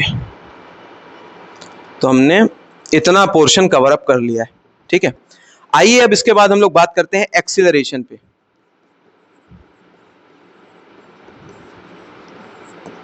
देखो भाई, जैसे हमने बताया था कि डिस्टेंस का change with respect to time known as speed और डिस्प्लेसमेंट का change with respect to time known as velocity, ठीक है। एसआई यूनिट की अगर हम बात करना चाहें तो इसकी होती है मीटर पर सेकंड और किलोमीटर पर आवर, इन दोनों के ही होती है, मीटर पर सेकंड या किलोमीटर पर आवर, ठीक है। डिस्टेंस को हम किस में मेजर करते हैं, मीटर में या किलोमीटर में। डिस्प्लेसमेंट को भी किस में मेजर करते हैं भाई, मीटर और किलोमीटर में, एसआई यूनिट, ठीक है। एक्सेलरेशन मींस होता है rate of change of velocity with respect to time. अभी तक हमने देखा था कि स्पीड मूव कर रही, मतलब कि डिस्टेंस चेंज हो रहा है टाइम के रिस्पेक्ट में। अब हम क्या देख रहे हैं बेटा, वेलोसिटी, मतलब rate of change of velocity, velocity का चेंज टाइम के रिस्पेक्ट में क्या कहलाता है, एक्सेलरेशन कहलाता है। वेलोसिटी का चेंज मतलब कैसे भाई, जैसे आपने देखा होगा जो गाड़ियां हम लोग चलाते हैं, ठीक है, तो राइट हैंड साइड में हमारे पास क्या रहता है, एक्सेलरेटर रहता है। क्या रहता है, एक्सेलरेटर।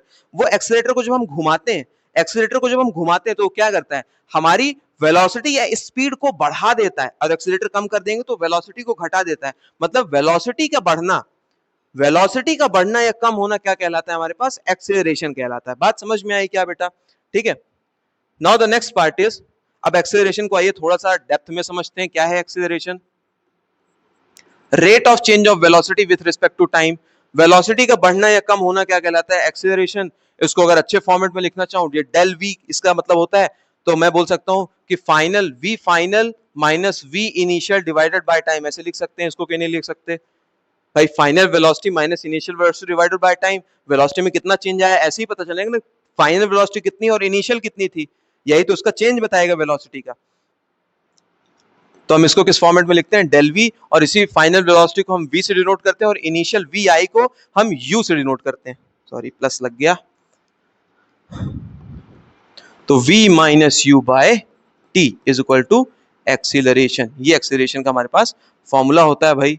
अगर एक्सीलरेशन की हम एसआई यूनिट की बात करें बेटा, तो एक्सीलरेशन की जो एसआई यूनिट होती है वो होती है हमारे पास मीटर पर सेकेंड स्क्वायर। ये मत भूल जाना, लोग मीटर पर सेकंड लगा, मीटर पर सेकंड स्क्वायर। एक्सेलरेशन का मतलब होता है पीछे से पड़ी हुई वो टपली जो आपकी स्पीड या वेलोसिटी को क्या कर दे बेटा, बढ़ा दे, ठीक है। कैसे बढ़ाएगी, जैसे देखिए फॉर एग्जांपल ए है, ये बी है, ठीक है, ये सी है। ए से बी जाते टाइम जब फर्स्ट सेकंड की बात थी, तो आपकी अगर मैंने बोला कि स्पीड हमारे पास कितनी है 5 मीटर पर सेकंड है, बी पे आपने क्या किया, पुश दिया, एक बॉडी को क्या दिया, पीछे से पुश दिया या हल्के स्टपली मारी, तो इसकी स्पीड में फ्लक्चुएशन देखने को मिला। मतलब दूसरे सेकंड में इसकी स्पीड कितनी होनी चाहिए, इसकी स्पीड क्या हो गई, बढ़ गई। कैसे बढ़ गई भाई, 10 मीटर पर सेकंड हो गई। पहले सेकंड में उसकी स्पीड कितनी थी, 5 मीटर पर सेकंड थी। दूसरे सेकंड में उसकी स्पीड कितनी हो गई, 10 मीटर पर सेकंड हो गई। तो मतलब स्पीड का बढ़ना और घटना ही क्या कहलाता है, हमारे पास एक्सीलरेशन कहलाता है। इसीलिए गाड़ी के राइट हैंड साइड में हमारे पास एक्सीलरेटर होता है, जो कि स्पीड या वेलोसिटी को बढ़ाता है या घटा देता है, कम कर देता है। बात समझ में आई होगी वो, ठीक है। इसमें भी हमारे पास दो टर्म थे बेटा, यूनिफॉर्म एक्सेलरेशन। यूनिफॉर्म एक्सेलरेशन का क्या मतलब होता है, वेलोसिटी का चेंज अगर यूनिफॉर्म हो, if the rate change of velocity is uniform, सबको एक डेफिनेशन से ही खत्म करना है बेटा, अलग अलग डेफिनेशन रट्टा नहीं मारनी है। यूनिफॉर्म का सेंस आप समझ गए ना, कि कोई भी चीज अगर एक कांस्टेंट रेट से बढ़ रही है, कोई भी चीज एक कांस्टेंट रेट से बढ़ रही है उसको हम यूनिफॉर्म बोलते हैं, और कोई भी चीज अगर कांस्टेंट रेट से बढ़ या घट नहीं रही है तो उसको हम यूनिफॉर्म नहीं बोलते हैं। तो अगर हमने एक्सेलरेशन की बात की, तो एक्सेलरेशन का मतलब होता है वेलोसिटी का चेंज। तो हम यहाँ पे यूनिफॉर्म एक्सेलरेशन के लिए क्या बोलेंगे कि if rate change of velocity,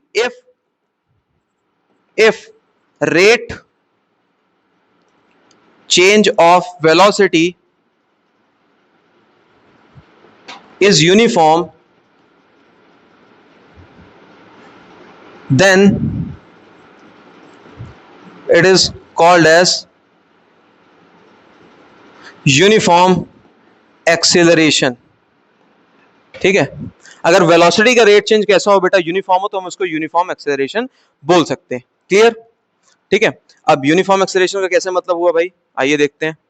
इसका क्या मतलब हुआ, इसका मतलब ये हुआ कि जैसे अगर मैंने बोला ये ऊपर वाला ही, जैसे एग्जांपल मैंने जो मिटा दिया अभी, सेम कंडीशन थी कि भाई अगर पहले सेकंड में हमारे पास स्पीड 5 है, दूसरे सेकंड में 10 मीटर पर सेकंड हो गई, तीसरे सेकंड में 15 मीटर पर सेकंड हो गई, चौथे सेकंड में जो स्पीड थी, मतलब उसकी जो स्पीड हो रही है हर सेकंड में कितनी बढ़ रही है, 5 मीटर पर सेकंड से स्पीड को बढ़ाया जा रहा है।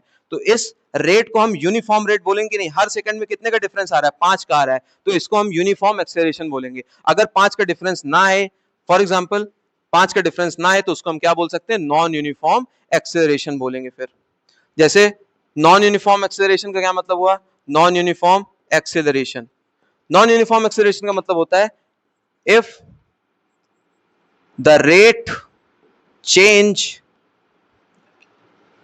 ऑफ चेंज ऑफ या the rate change of velocity is non uniform. Non rate change of velocity अगर यूनिफॉर्म नहीं है, तो उस कंडीशन में हम क्या बोलते हैं, उसको नॉन यूनिफॉर्म एक्सेलरेशन बोलते हैं। जैसे ये पहला सेकंड हो गया बेटा, ये दूसरा सेकंड हो गया, ये हमारे पास तीसरा सेकंड हो गया, और ये हमारे पास चौथा सेकंड हो गया। पहले सेकंड में जो उसकी स्पीड थी वो कितनी थी हमारे पास, मान लीजिए 5 मीटर पर सेकंड थी। दूसरे सेकंड में हमारे पास जो स्पीड हो गई बेटा वो हो गई 20 मीटर पर सेकंड। तीसरे सेकंड में जो स्पीड थी हमारे पास वो हो गई 17 मीटर पर सेकंड। चौथे सेकंड में जो स्पीड थी हमारे पास वो हो गई हमारे पास 55 मीटर पर सेकंड। तो आप स्पीड का जो रेट बढ़ रहा है, जो स्पीड बढ़ रही है, आप देख पा रहे हो कोई इसमें पैटर्न फॉलो नहीं हो रहा है, एक कांस्टेंट रेट से नहीं बढ़ रही है, अचानक से ही बढ़ रही है या अचानक से ही घट रही है, तो इसको हम क्या बोलेंगे, नॉन यूनिफॉर्म मोशन। ठीक है, नॉन यूनिफॉर्म एक्सेलरेशन, सॉरी। ठीक है, अब एक्सेलरेशन में बेटा एक और छोटा सा पार्ट आता है जिसको हम बोलते हैं रिटार्डेशन। क्या बोलते हैं, retardation. What do you mean bye retardation? Retardation का मतलब होता है बच्चों कि कोई भी इस फॉर एग्जांपल रिटार्डेशन का जो जनरल फॉर्म या जनरल मतलब होता है कि अगर एक्सेलरेशन का क्या मतलब होता है कि अगर स्पीड को बढ़ा देना। फॉर एग्जाम्पल अगर आप ब्रेक मारोगे तो स्पीड बढ़ेगी थोड़ी, वो तो घटने लगेगी, कम होने लगेगी। तो स्पीड अगर कम हो रही है तो उसी को हम क्या बोलते हैं, रिटार्डेशन। जब आप गाड़ी चला रहे हो, ब्रेक अप्लाई कर दिया तो गाड़ी रुकने लगी, तो उसी को हमने क्या बोल दिया बेटा, रिटार्डेशन या नेगेटिव एक्सेलरेशन भी इसको बोलते हैं। बात समझ में आई क्या? दिस इज कॉल्ड रिटार्डेशन या नेगेटिव एक्सेलरेशन। होप सो बातें यहाँ पे क्लियर हुई होंगी। ठीक है, इसके बारे में बहुत ज्यादा इन डिटेल बात हम नहीं करेंगे। क्लियर, ये चीज समझ में आई। इसका जो फॉर्मूला होता है हमारे पास वो होता है v minus U by T. इसमें भी हमने 3 पार्ट पढ़ लिए बेटा। क्या था, uniform, non uniform and uniform acceleration, non uniform acceleration and retardation. Clear? आइए हम मेन पार्ट बात करते हैं ग्राफ्स की। किसकी बात करते हैं? ग्राफ की। जो इंपॉर्टेंट टर्म्स है ग्राफ में मैं सिर्फ वही पढ़ाने वाला हूं बेटा, एक्स्ट्रा कुछ नहीं पढ़ाने वाला हूं आपको, ठीक है? अगर मैं ग्राफ की बात करूं, this is the DT time graph. DT मतलब displacement time graph. Displacement time graph. इससे अपने को दो ही चीज बस याद करके रखनी है। पहला क्या है? इसका स्लोप, और दूसरा क्या है? एरिया। देख मेरे भाई, अगर ये हमारे पास डिस्प्लेसमेंट है, इसको हमने टाइम मान लिया कि एक्स एक्सिस में टाइम चल रहा है हमारे पास, और ये क्या है हमारे पास? डिस्प्लेसमेंट है इधर। तो अगर फॉर एग्जांपल इसका जो स्लोप है, इस फिसल पट्टी की जैसे शेप को क्या बोलते हैं? स्लोप। इसका स्लोप क्या बताता है? डिस्प्लेसमेंट का चेंज टाइम के रिस्पेक्ट में। ये क्या बता रहा है? कि डिस्प्लेसमेंट चेंज हो रहा है। डिस्प्लेसमेंट क्या हो रहा है? चेंज हो रहा है। किसके रिस्पेक्ट में? टाइम के रिस्पेक्ट में।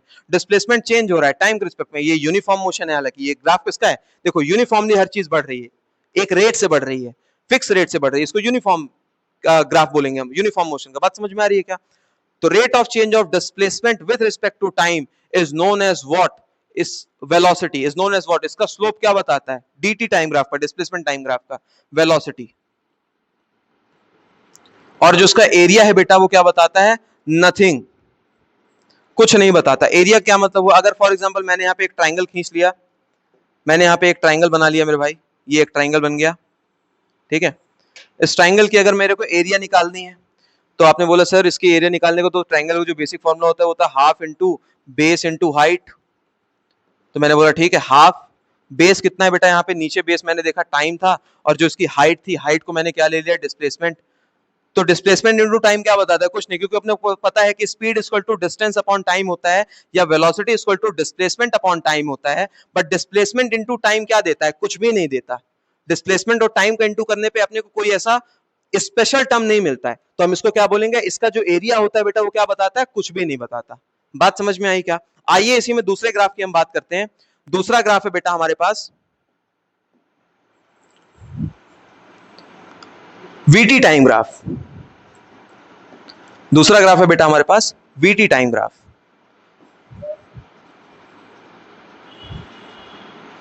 ठीक है, ये डीटी टाइम ग्राफ था। अब हमारे पास आने वाला है VT time graph, velocity time graph. Velocity time graph, VT time graph क्या शो करता है? आइए इसके बारे में बात करते हैं। ये वेलोसिटी हो गई बेटा, ये टाइम हो गया। अगर इसके स्लोप की बात की जाए, तो rate of change of velocity with respect to time, यही स्लोप बताता है कि वेलोसिटी का चेंज टाइम के रिस्पेक्ट में ये क्या होता है? एक्सीलरेशन होता है। तो इसका जो स्लोप होगा वो क्या बताएगा? एक्सीलरेशन बताएगा। और इसकी जो एरिया होगी, अगर मैं ये एरिया निकालना चाहूं बेटा, ये पूरा एरिया निकालना चाहूं, तो आप बोलोगे sir half into base into height formula होता है, half into base into height formula होता है। तो हाफ को यहीं पे रखे रहने दो। और बेस कितना है? बेस में हमारे पास टाइम है, तो टाइम इंटू वेलोसिटी कितनी है? ऊपर v है बेटा। तो हमने बोला कि वेलोसिटी के फॉर्मूले में v इंटू टी का कोई आंसर आता है क्या? तो हमने बोला बिल्कुल, v is equal to displacement upon time होता है सर। तो अगर टाइम को इधर भेज दिया जाए तो हमारे पास आंसर निकल के आ जाता है velocity into time equal to displacement. तो हम बोल सकते हैं कि vt का इंटू करने पे डिस्प्लेसमेंट मिलता है, वेलोसिटी इंटू टाइम क्या देता है? डिस्प्लेसमेंट देता है। तो हम बोल सकते हैं कि area of VT time graph shows what? Displacement. यहीं से बेटा जिन जनरल क्वेश्चंस हमारे पास बनाए जाते हैं ग्राफ को लेकर के, बात समझ में आई होगी? ठीक है, ओके। ये हमारे पास ग्राफ हो गया बेटा। नाउ आफ्टर द ग्राफ, चीजों को मैं और छोटा करता जा रहा हूं, है ना? ग्राफ में हमने दो चीजें पढ़ ली, यहां पे नोट कर लेते हैं बेटा। हमने क्या क्या पढ़ा? dt टाइम ग्राफ पढ़ा, डिस्प्लेसमेंट टाइम ग्राफ। इसमें हमने क्या पढ़ा? स्लोप के बारे में पढ़ा और एरिया के बारे में पढ़ा। इसका एरिया क्या बताता है? कुछ भी नहीं। इसका जो स्लोप बताता है वो क्या बताता है? वेलोसिटी को। हमने फिर वीटी टाइम ग्राफ पढ़ा, इसका जो स्लोप होता है और इसका जो एरिया होता है वो दोनों क्या बताता है? इसका जो स्लोप होता है बेटा, अभी अभी हमने रिकॉल किया क्या? वीटी टाइम ग्राफ को जो स्लोप होगा वो क्या बताएगा अपने को? अपने को वीटी टाइम ग्राफ को स्लोप एक्सीलरेशन बताता है, और एरिया क्या बताता है? डिस्प्लेसमेंट। ठीक है, क्या बताता है? Displacement. Clear? Now the next part is equation of motion. हमारे पास अब टॉपिक लास्ट ही है, ठीक है, उसके बाद फ्री फॉल है। इक्वेशन ऑफ मोशन क्या है? Equation of motion, clear? What do you mean by equation of motion? बेटा तीन इक्वेशंस हैं, ठीक है, उनमें न्यूमेरिकल्स बेसिकली पूछे जाते हैं। वो तीनों इक्वेशंस क्या क्या हैं एक बार डिस्कस कर लेते हैं। आइए, पहली इक्वेशन है हमारे पास v is equal to you plus A T. दूसरी इक्वेशन है हमारे पास s is equal to U T plus half A T square. And third equation है हमारे पास बेटा 2as is equal to V square minus you square, ठीक है। इन जनरल क्लास 9th में इन तीनों को प्रूफ पूछा जाता है, उससे भी ज्यादा न्यूमेरिकल्स पूछे जाते हैं। तो आइए थोड़ा सा 2 सेकंड लगेगा इसका प्रूफ देखने में, प्रूफ करते हैं, उसके बाद न्यूमेरिकल सॉल्व करते हैं। प्रूफ हम थोड़ा जल्दी से करेंगे बेटा, ठीक है। पहली आइडेंटिटी का प्रूफ क्या है? एक्सेलरेशन का फॉर्मूला क्या होता है? आपने बोला sir del V by T होता था, rate of change of velocity with respect to time acceleration. तो मैंने बोला इसको और कैसे लिख सकते हैं? तो मैंने बोला acceleration equal to what? V minus U by T लिख सकते हो कि नहीं? टी उधर चला जाएगा हमारे पास, तो हमारे पास आ जाएगा A T is equal to V minus U. अगर हम u को उधर भेज दे तो हम क्या बोल सकते हैं? v is equal to you plus A T. That's the equation first, prove हो गई। बात समझ में आई क्या? सेकंड इक्वेशन को अगर प्रूव करना चाहें, सेकंड इक्वेशन को और थर्ड इक्वेशन को, ये तीनों बहुत ही अच्छे से प्रूव हो जाती है। सेकंड और थर्ड तो बहुत इजीली प्रूव होती है। इसका प्रोविजन कैसा है और इसको कैसे प्रूव किया जाता है, आइए समझते हैं। मैंने जैसे बोला कि एवरेज का जो हमने फॉर्मूला पढ़ा था बेटा, एवरेज वेलोसिटी के लिए जो फॉर्मूला पढ़ा था वो क्या फॉर्मूला था हमारे पास? आपने बोला सर एवरेज के लिए जो फॉर्मूला था हमारे पास, एवरेज के लिए हमारे पास दो फॉर्मूले हैं, इन जनरल होते हैं। क्या क्या होता है वो इन जनरल जो फॉर्मूला है हमारे पास? वो होता है total displacement upon total time, ठीक है, total displacement upon total time, ठीक है। अब ये चीज याद रखना बेटा, यहां पे जो डिस्प्लेसमेंट को मैं डी से नहीं डिनोट करूंगा, किससे डिनोट करूंगा? एस से। डिस्प्लेसमेंट को किससे डिनोट कर रहा हूं? ये डिस्प्लेसमेंट है मेरे भाई, डिस्प्लेसमेंट को मैं किससे डिनोट कर रहा हूं? एस से। और जो टाइम है वो टाइम को किससे डिनोट कर रहा हूं मैं? टी से, ठीक है। बस इतना ही, छोटी सी बात थी। तो एस अपॉन टी। और एवरेज का एक और फॉर्मूला होता है, हमने अभी पढ़ा था, जब क्या कांस्टेंट रहे हमारे पास? टाइम कांस्टेंट रहे, तो उस पर्टिकुलर कंडीशन में हमने फॉर्मूला क्या पढ़ा था कि v plus you divided by 2, ठीक है, v plus you divided by 2 on an average. कोई भी दो चीजें अगर गिवन है तो उसका एवरेज ऐसे निकाला जाता है, ठीक है। एवरेज वेलोसिटी का एक फॉर्मूला ये हो गया, एवरेज वेलोसिटी का एक फॉर्मूला ये हो गया। अगर ये दोनों एवरेज वेलोसिटी के फॉर्मूले मेरे भाई, तो क्या मैं इन दोनों को आपस में इक्वल करके लिख सकता हूं? आपने बोला बिल्कुल लिखा जा सकता है। तो आइए इन्हीं दो फॉर्मूले को थोड़ा इक्वल करके अगर मैं लिखता हूं, ये वाला फॉर्म हमारे पास ऊपर चला गया है, हटाइए उसको। इन दोनों को अगर मैं इक्वल करके लिखूं तो जल्दी जल्दी देखते हैं इक्वेशन का प्रूफ हम लोग। तो हम बोल सकते हैं s by T is equal to V plus U by 2। This is equation first, this is equation second. So from equation first and second, from equation 1 and 2 अपने को ये वैल्यू मिल गई, ठीक है। सेकंड इक्वेशन में अगर हमने देखा है, सेकंड इक्वेशन क्या होती है हमारे पास? s is equal to U T plus half A T square होती है मेरे भाई। तो हमने बोला कि सेकंड इक्वेशन में क्या नहीं, सेकंड इक्वेशन कैसे प्रूफ करना है? फर्स्ट इक्वेशन को लेकर के, from the first equation, from the equation first, equation first में क्या है हमारे पास? v is equal to you plus A T है मेरे भाई, ठीक है। ये पहली इक्वेशन है। तो देखिए पहली इक्वेशन से अगर दूसरी इक्वेशन में शिफ्ट करना हो तो क्या नहीं है हमारे पास? दूसरी इक्वेशन में s है, पहली इक्वेशन में हमारे पास क्या नहीं, इस दूसरी इक्वेशन में देखिए s है, u है, t है, a है, t है। तो हमारे पास पहली इक्वेशन में एक्सेलरेशन है, टाइम है, u है। v की जगह अगर कैसे भी s आ जाए इस फॉर्म का यूज करके, ये जो मेन फॉर्म है हमारे पास, इस फॉर्म का यूज करके अगर v की जगह मैं s कैसे भी सब्स्टिट्यूट करके ला दूं तो मैं सेकंड इक्वेशन को अचीव कर सकता हूं। बात समझ में आई क्या? तो देखते हैं करके। अगर मैं इसको सॉल्व करना चाहूं, s के v के लिए सॉल्व करना चाहूं बेटा, तो मैं क्या लिख सकता हूं? s by T is equal to v plus U by 2। 2 इधर आ जाएगा हमारे पास, this is called 2s divided by t। और u अगर इसको इधर आ जाता है तो हमारे पास माइनस यू हो जाएगा v के लिए। तो क्या मैं v की जगह पे इतने वैल्यूज को लिख सकता हूं? हमने बोला बिल्कुल लिख सकते हैं। चलिए यहाँ पे पुट कर देते हैं और देखते हैं आंसर कितना आता है हमारे पास। कितना हो जाएगा यहाँ पे टर्म? हमारे पास हो जाएगा 2s divided by t minus U is equal to you plus A T. U उधर चला जाएगा, 2u हो जाएगा, फिर t इंटू में जाएगा, 2 डिवाइड में चला जाएगा, तो हमारे पास s is equal to U T plus half A T square हो जाएगा। बात समझ में आई क्या? ये सेकंड इक्वेशन का प्रूव हो गया। आइए इसी में बात करते हैं थर्ड इक्वेशन का, ठीक है। This is the proof of second equation. Third equation के लिए ध्यान से देखो बेटा, थर्ड इक्वेशन में क्या मिलता है अपने को, 2as equal to V square minus you square होता है, ठीक है।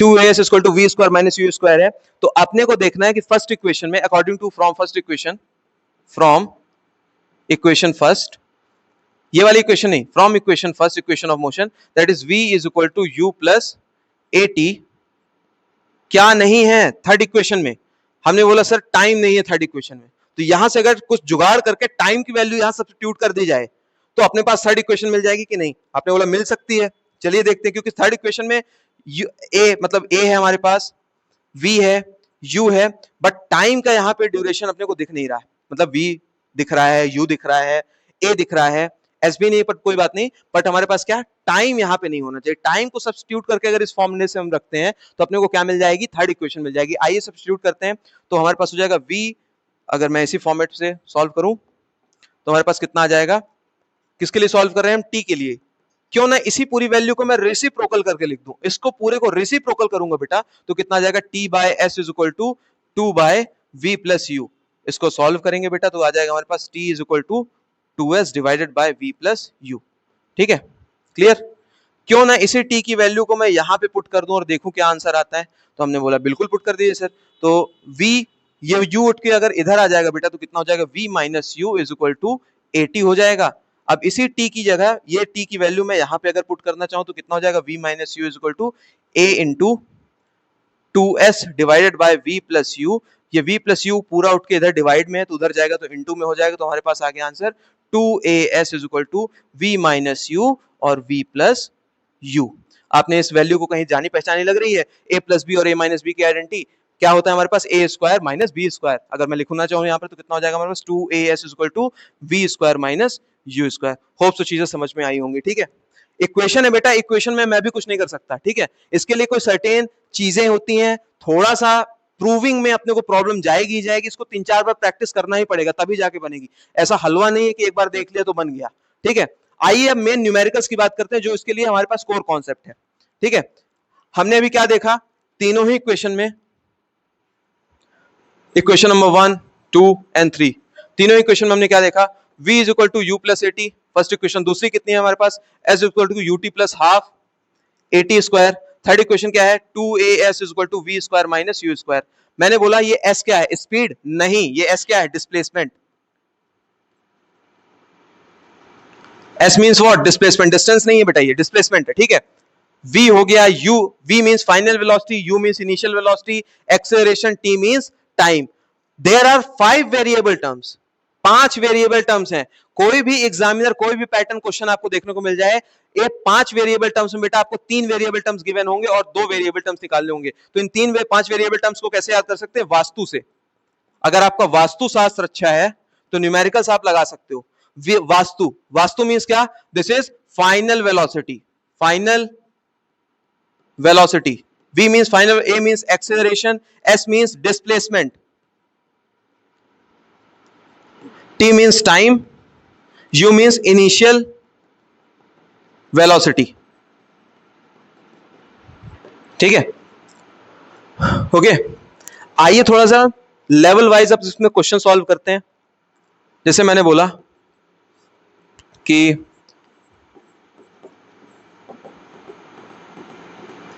हमारे पास फाइनल वेलोसिटी थी बेटा 50 किलोमीटर पर आवर, हमारे पास जो इनिशियल वेलोसिटी थी वो थी हमारे पास 20 किलोमीटर पर आवर, ठीक है।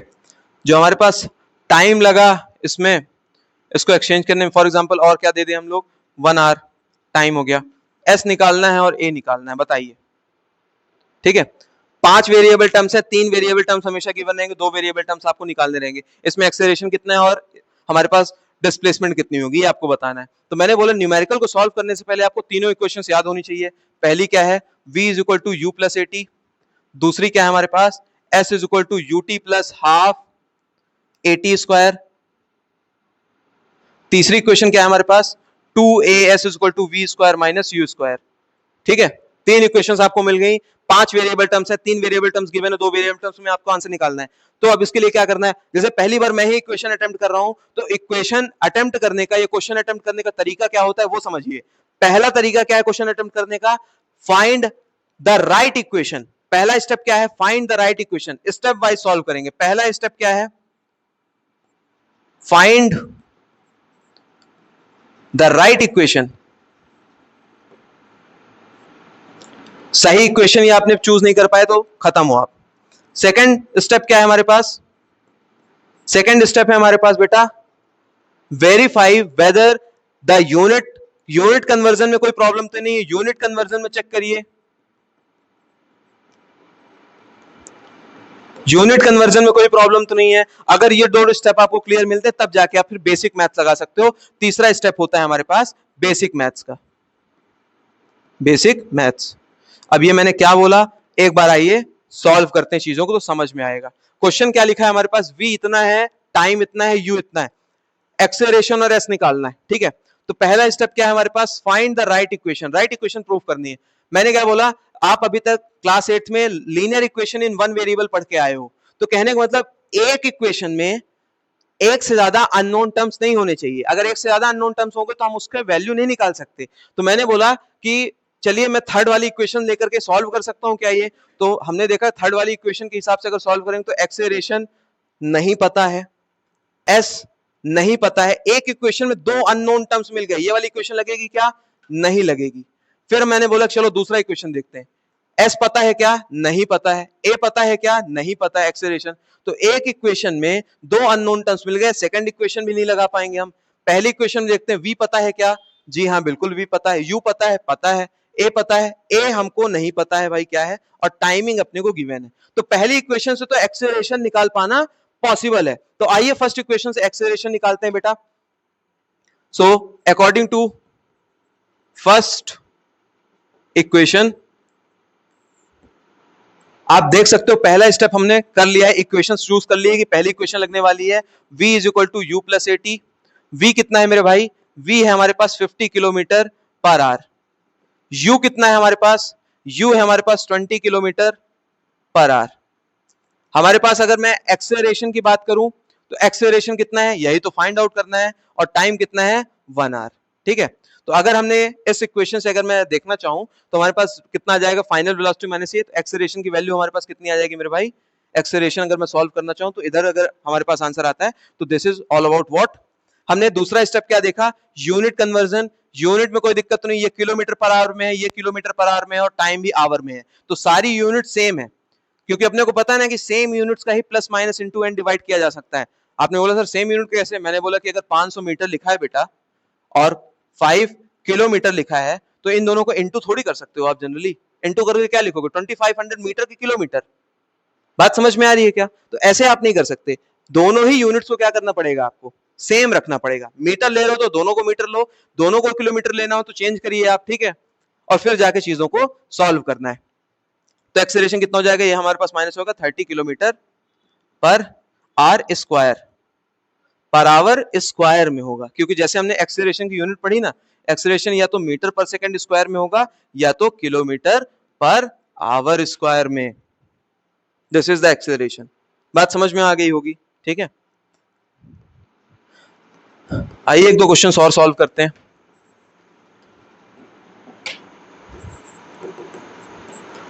क्वेश्चन में इन जनरल आपको अब देखिए थोड़ा सा लैंग्वेज क्वेश्चन आते हैं। लैंग्वेज क्वेश्चन दो टाइप के आते हैं।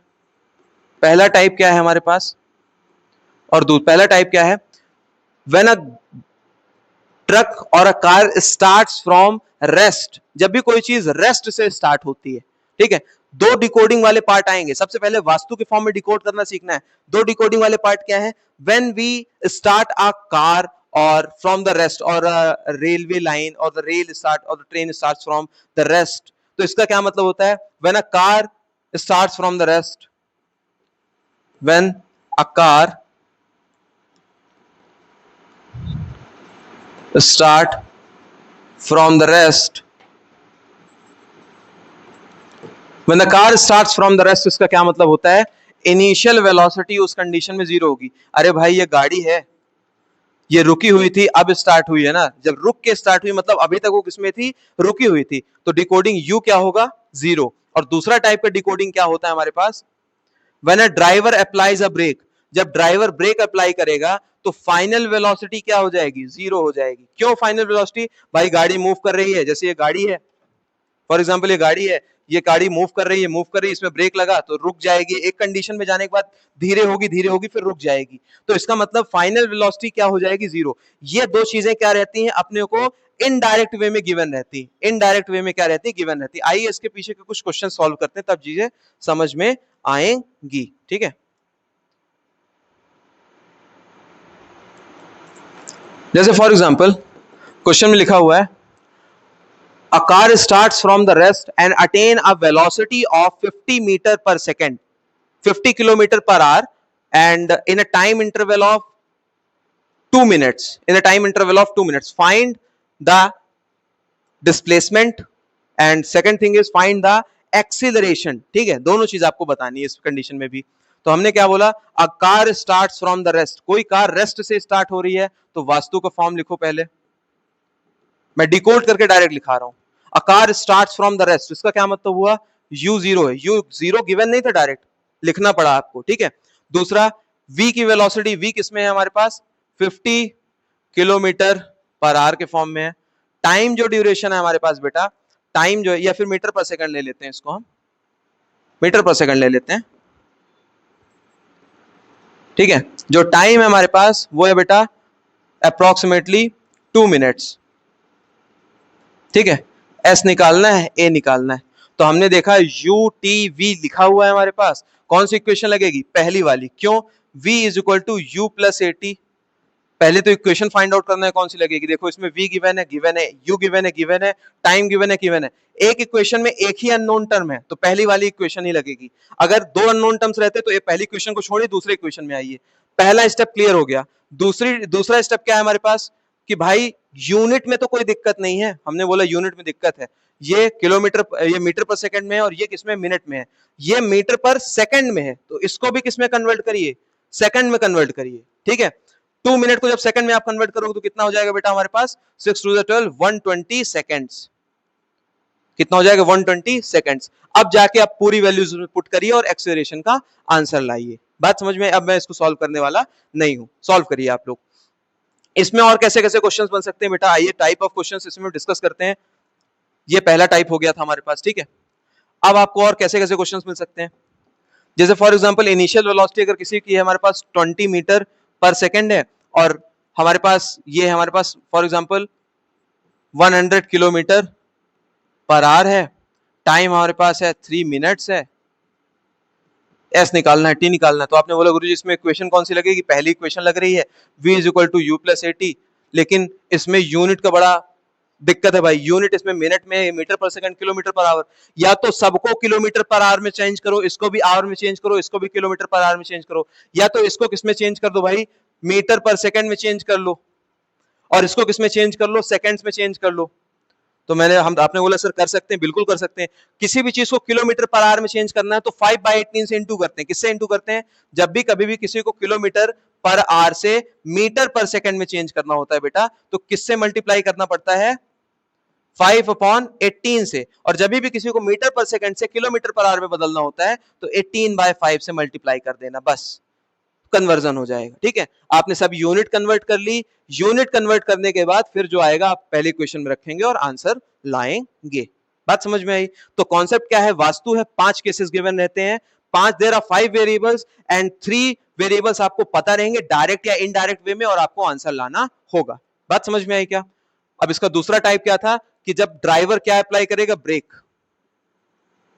जब ब्रेक अप्लाई कर देगा ड्राइवर तब क्या होगा, हमने बोला जब ब्रेक अप्लाई करेगा ड्राइवर, अब driver applied a brake, okay, after the driver applied a brake and the initial velocity, the body is moving with a so and so velocity। अगर कोई कार है वो 50 किलोमीटर पर आवर की velocity से move कर रही है and suddenly the driver applies a brake which means v क्या हो जाएगा, जीरो, VAST।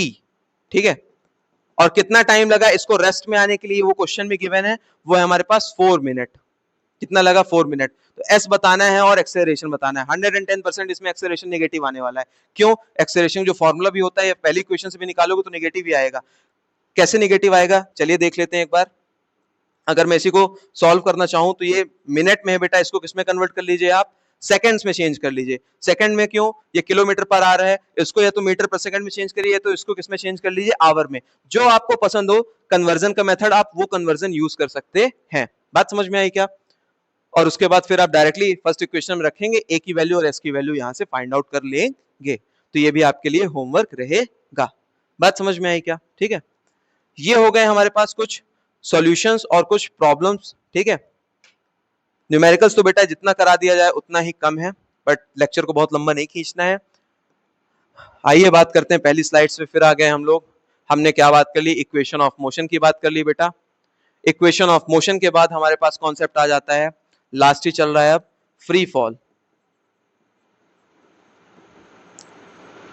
जिसको इन जनरल तो मैं ग्रेविटेशन में पढ़ाता हूं, और जो ग्रेविटेशन जब हम स्टार्ट करेंगे तो उसको इन डेप्थ में बहुत ज्यादा वहां पे अच्छे न्यूमेरिकल्स लगाएंगे और सॉल्व करेंगे। बट अभी के लिए थोड़ा बहुत बता देते हैं कि फ्री फॉल क्या है हमारे पास। फ्री फॉल का मतलब होता है किसी भी बॉडी को अगर मैं एक पॉइंट से अगर रिलीज करूं, यहाँ पे एक पेन को पकड़ा है मैंने, अगर रिलीज कर दिया है, ठीक है, तो ये एक वेलोसिटी से नीचे जा रही है, एक परमानेंट एक्सीलरेशन इसमें लग रहा है कि ये नीचे जा रहा है। ठीक है, इसको नीचे कौन खींच रहा है, ग्रेविटी। और ग्रेविटी की कितनी वैल्यू होती है अभी के लिए, स्मॉल जी की वैल्यू आप लोग 9.8 मीटर पर सेकेंड स्क्वायर, क्योंकि एक्सेलरेशन है, एक्सेलरेशन ड्यू टू ग्रेविटी, या तो इसको अप्रोक्सीमेटली हम 10 मीटर पर सेकेंड स्क्वायर मान लेते हैं। रट्टा मार लो, अभी के लिए रट्टा मार लो, क्योंकि फ्री फॉल का केस जो है हम ग्रेविटेशन में बहुत इन डेप्थ में पढ़ने वाले हैं। तो यहां पे इस चीज को मैं थोड़ा सा स्किप करना चाहूंगा बेटा। ठीक है, फ्री फॉल के लिए हम सिर्फ इतना पढ़ाना चाहेंगे कि अगर देखो टाइप ऑफ क्वेश्चन कैसे बनते हैं, बहुत ही इन जनरल क्वेश्चन अभी हम लोग यहाँ पे एक दो देख लेते हैं, और मेन जो इसके क्वेश्चंस रहते हैं वो हमारे पास ग्रेविटेशन चैप्टर में देखने को मिलते हैं। फ्री फॉल का क्या मतलब होता है, दो कंडीशन बनती है फ्री फॉल में।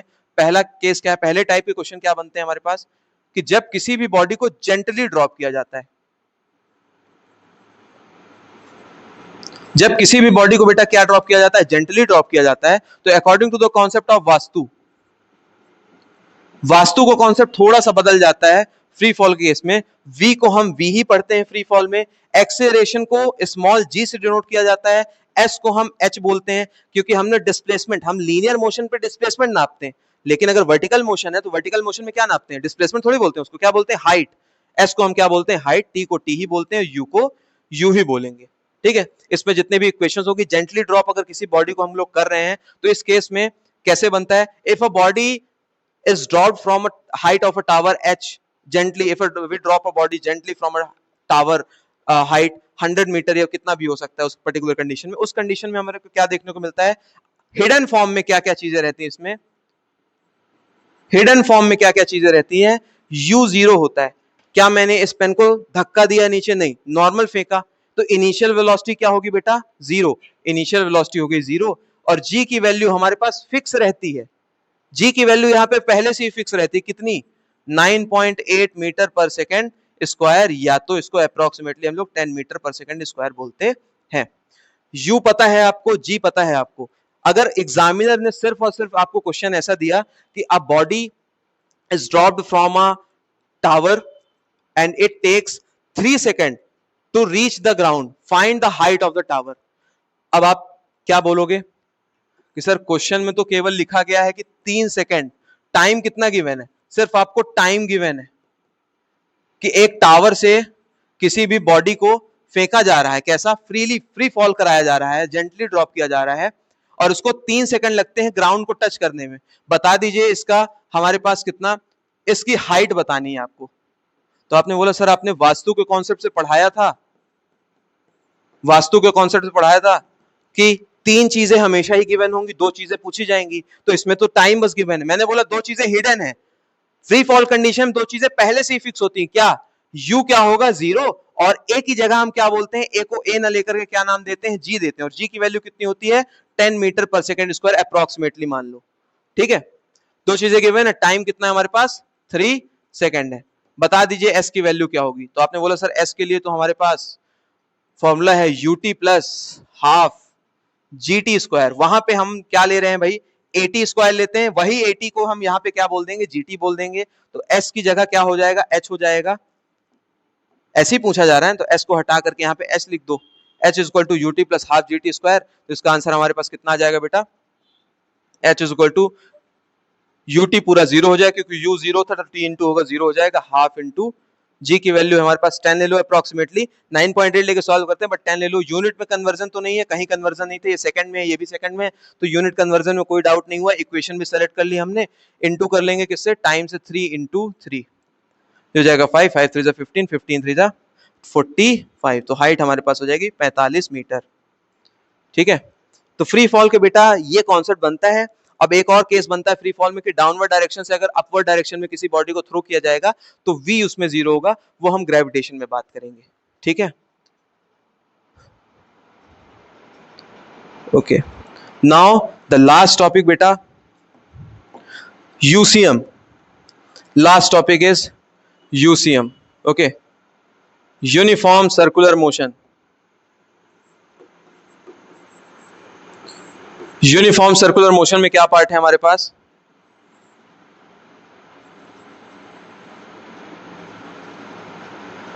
अगर मैं किसी भी अगर फॉर एग्जांपल एक धागा ले लूं और उस धागे से किसी भी चीज को कांस्टेंट रेट से अगर घुमाऊं मैं, ठीक है, आपने देखा हो कोई धागा है कोई भी, अगर मैं इसी को फॉर एग्जांपल घुमाने की कोशिश करूं तो कॉन्स्टेंटली अगर मैं घुमाना चाहूं तो क्या मैं इस घड़ी को पीछे से पुश करके ऐसे करके घुमा रहा हूं, क्या नहीं, मैं सिर्फ अपनी फिंगर के थ्रू क्या कर रहा हूं, इसका टेंशन मेंटेन करने की कोशिश कर रहा हूं। क्या ये जो टेंशन है इसका, ये टेंशन मेंटेन करने की कोशिश कर रहा हूं, इसे टेंशन के थ्रू क्या हो रहा है, ये घूम रहा है। तो कहने का मतलब अगर इस पत्थर को मेरे को घुमाना है तो पीछे से कोई फोर्स देने की जरूरत नहीं है, मुझे इसे टुवर्ड सेंटर, किधर, टुवर्ड सेंटर खींचना पड़ेगा। टुवर्ड सेंटर बार बार इसे अगर मैं खींचता जाऊंगा तो इसकी स्पीड ऑटोमेटिकली बढ़ेगी और एक टेंजेंशियल वेलोसिटी लगेगी जो इसे क्या कर देगी बेटा, घुमा देगी। ठीक है, तो यूसीएम में कितने टाइप के क्वेश्चन बन सकते हैं, अपने पास दो ही टाइप के बनते हैं। पहला कि इसका एक्सेलरेशन का डायरेक्शन किधर होता है, टुवर्ड सेंटर होता है, जिसको हम क्या बोलते हैं, सेंट्रीपिटल एक्सेलरेशन, किधर होता है, टुवर्ड सेंटर। इसका डायरेक्शन किधर होता है, एक्सेलरेशन का डायरेक्शन किधर होता है, टुवर्ड सेंटर, टुवर्ड सेंटर। ठीक है, और दूसरी चीज क्या पूछी जाती है यूसीएम में, यूसीएम से एक बड़ा अच्छा केस बनता है बेटा कि स्पीड जो है हमारे पास इस कंडीशन में अगर कांस्टेंट है, यूसीएम का क्या मतलब, यूनिफॉर्म सर्कुलर मोशन।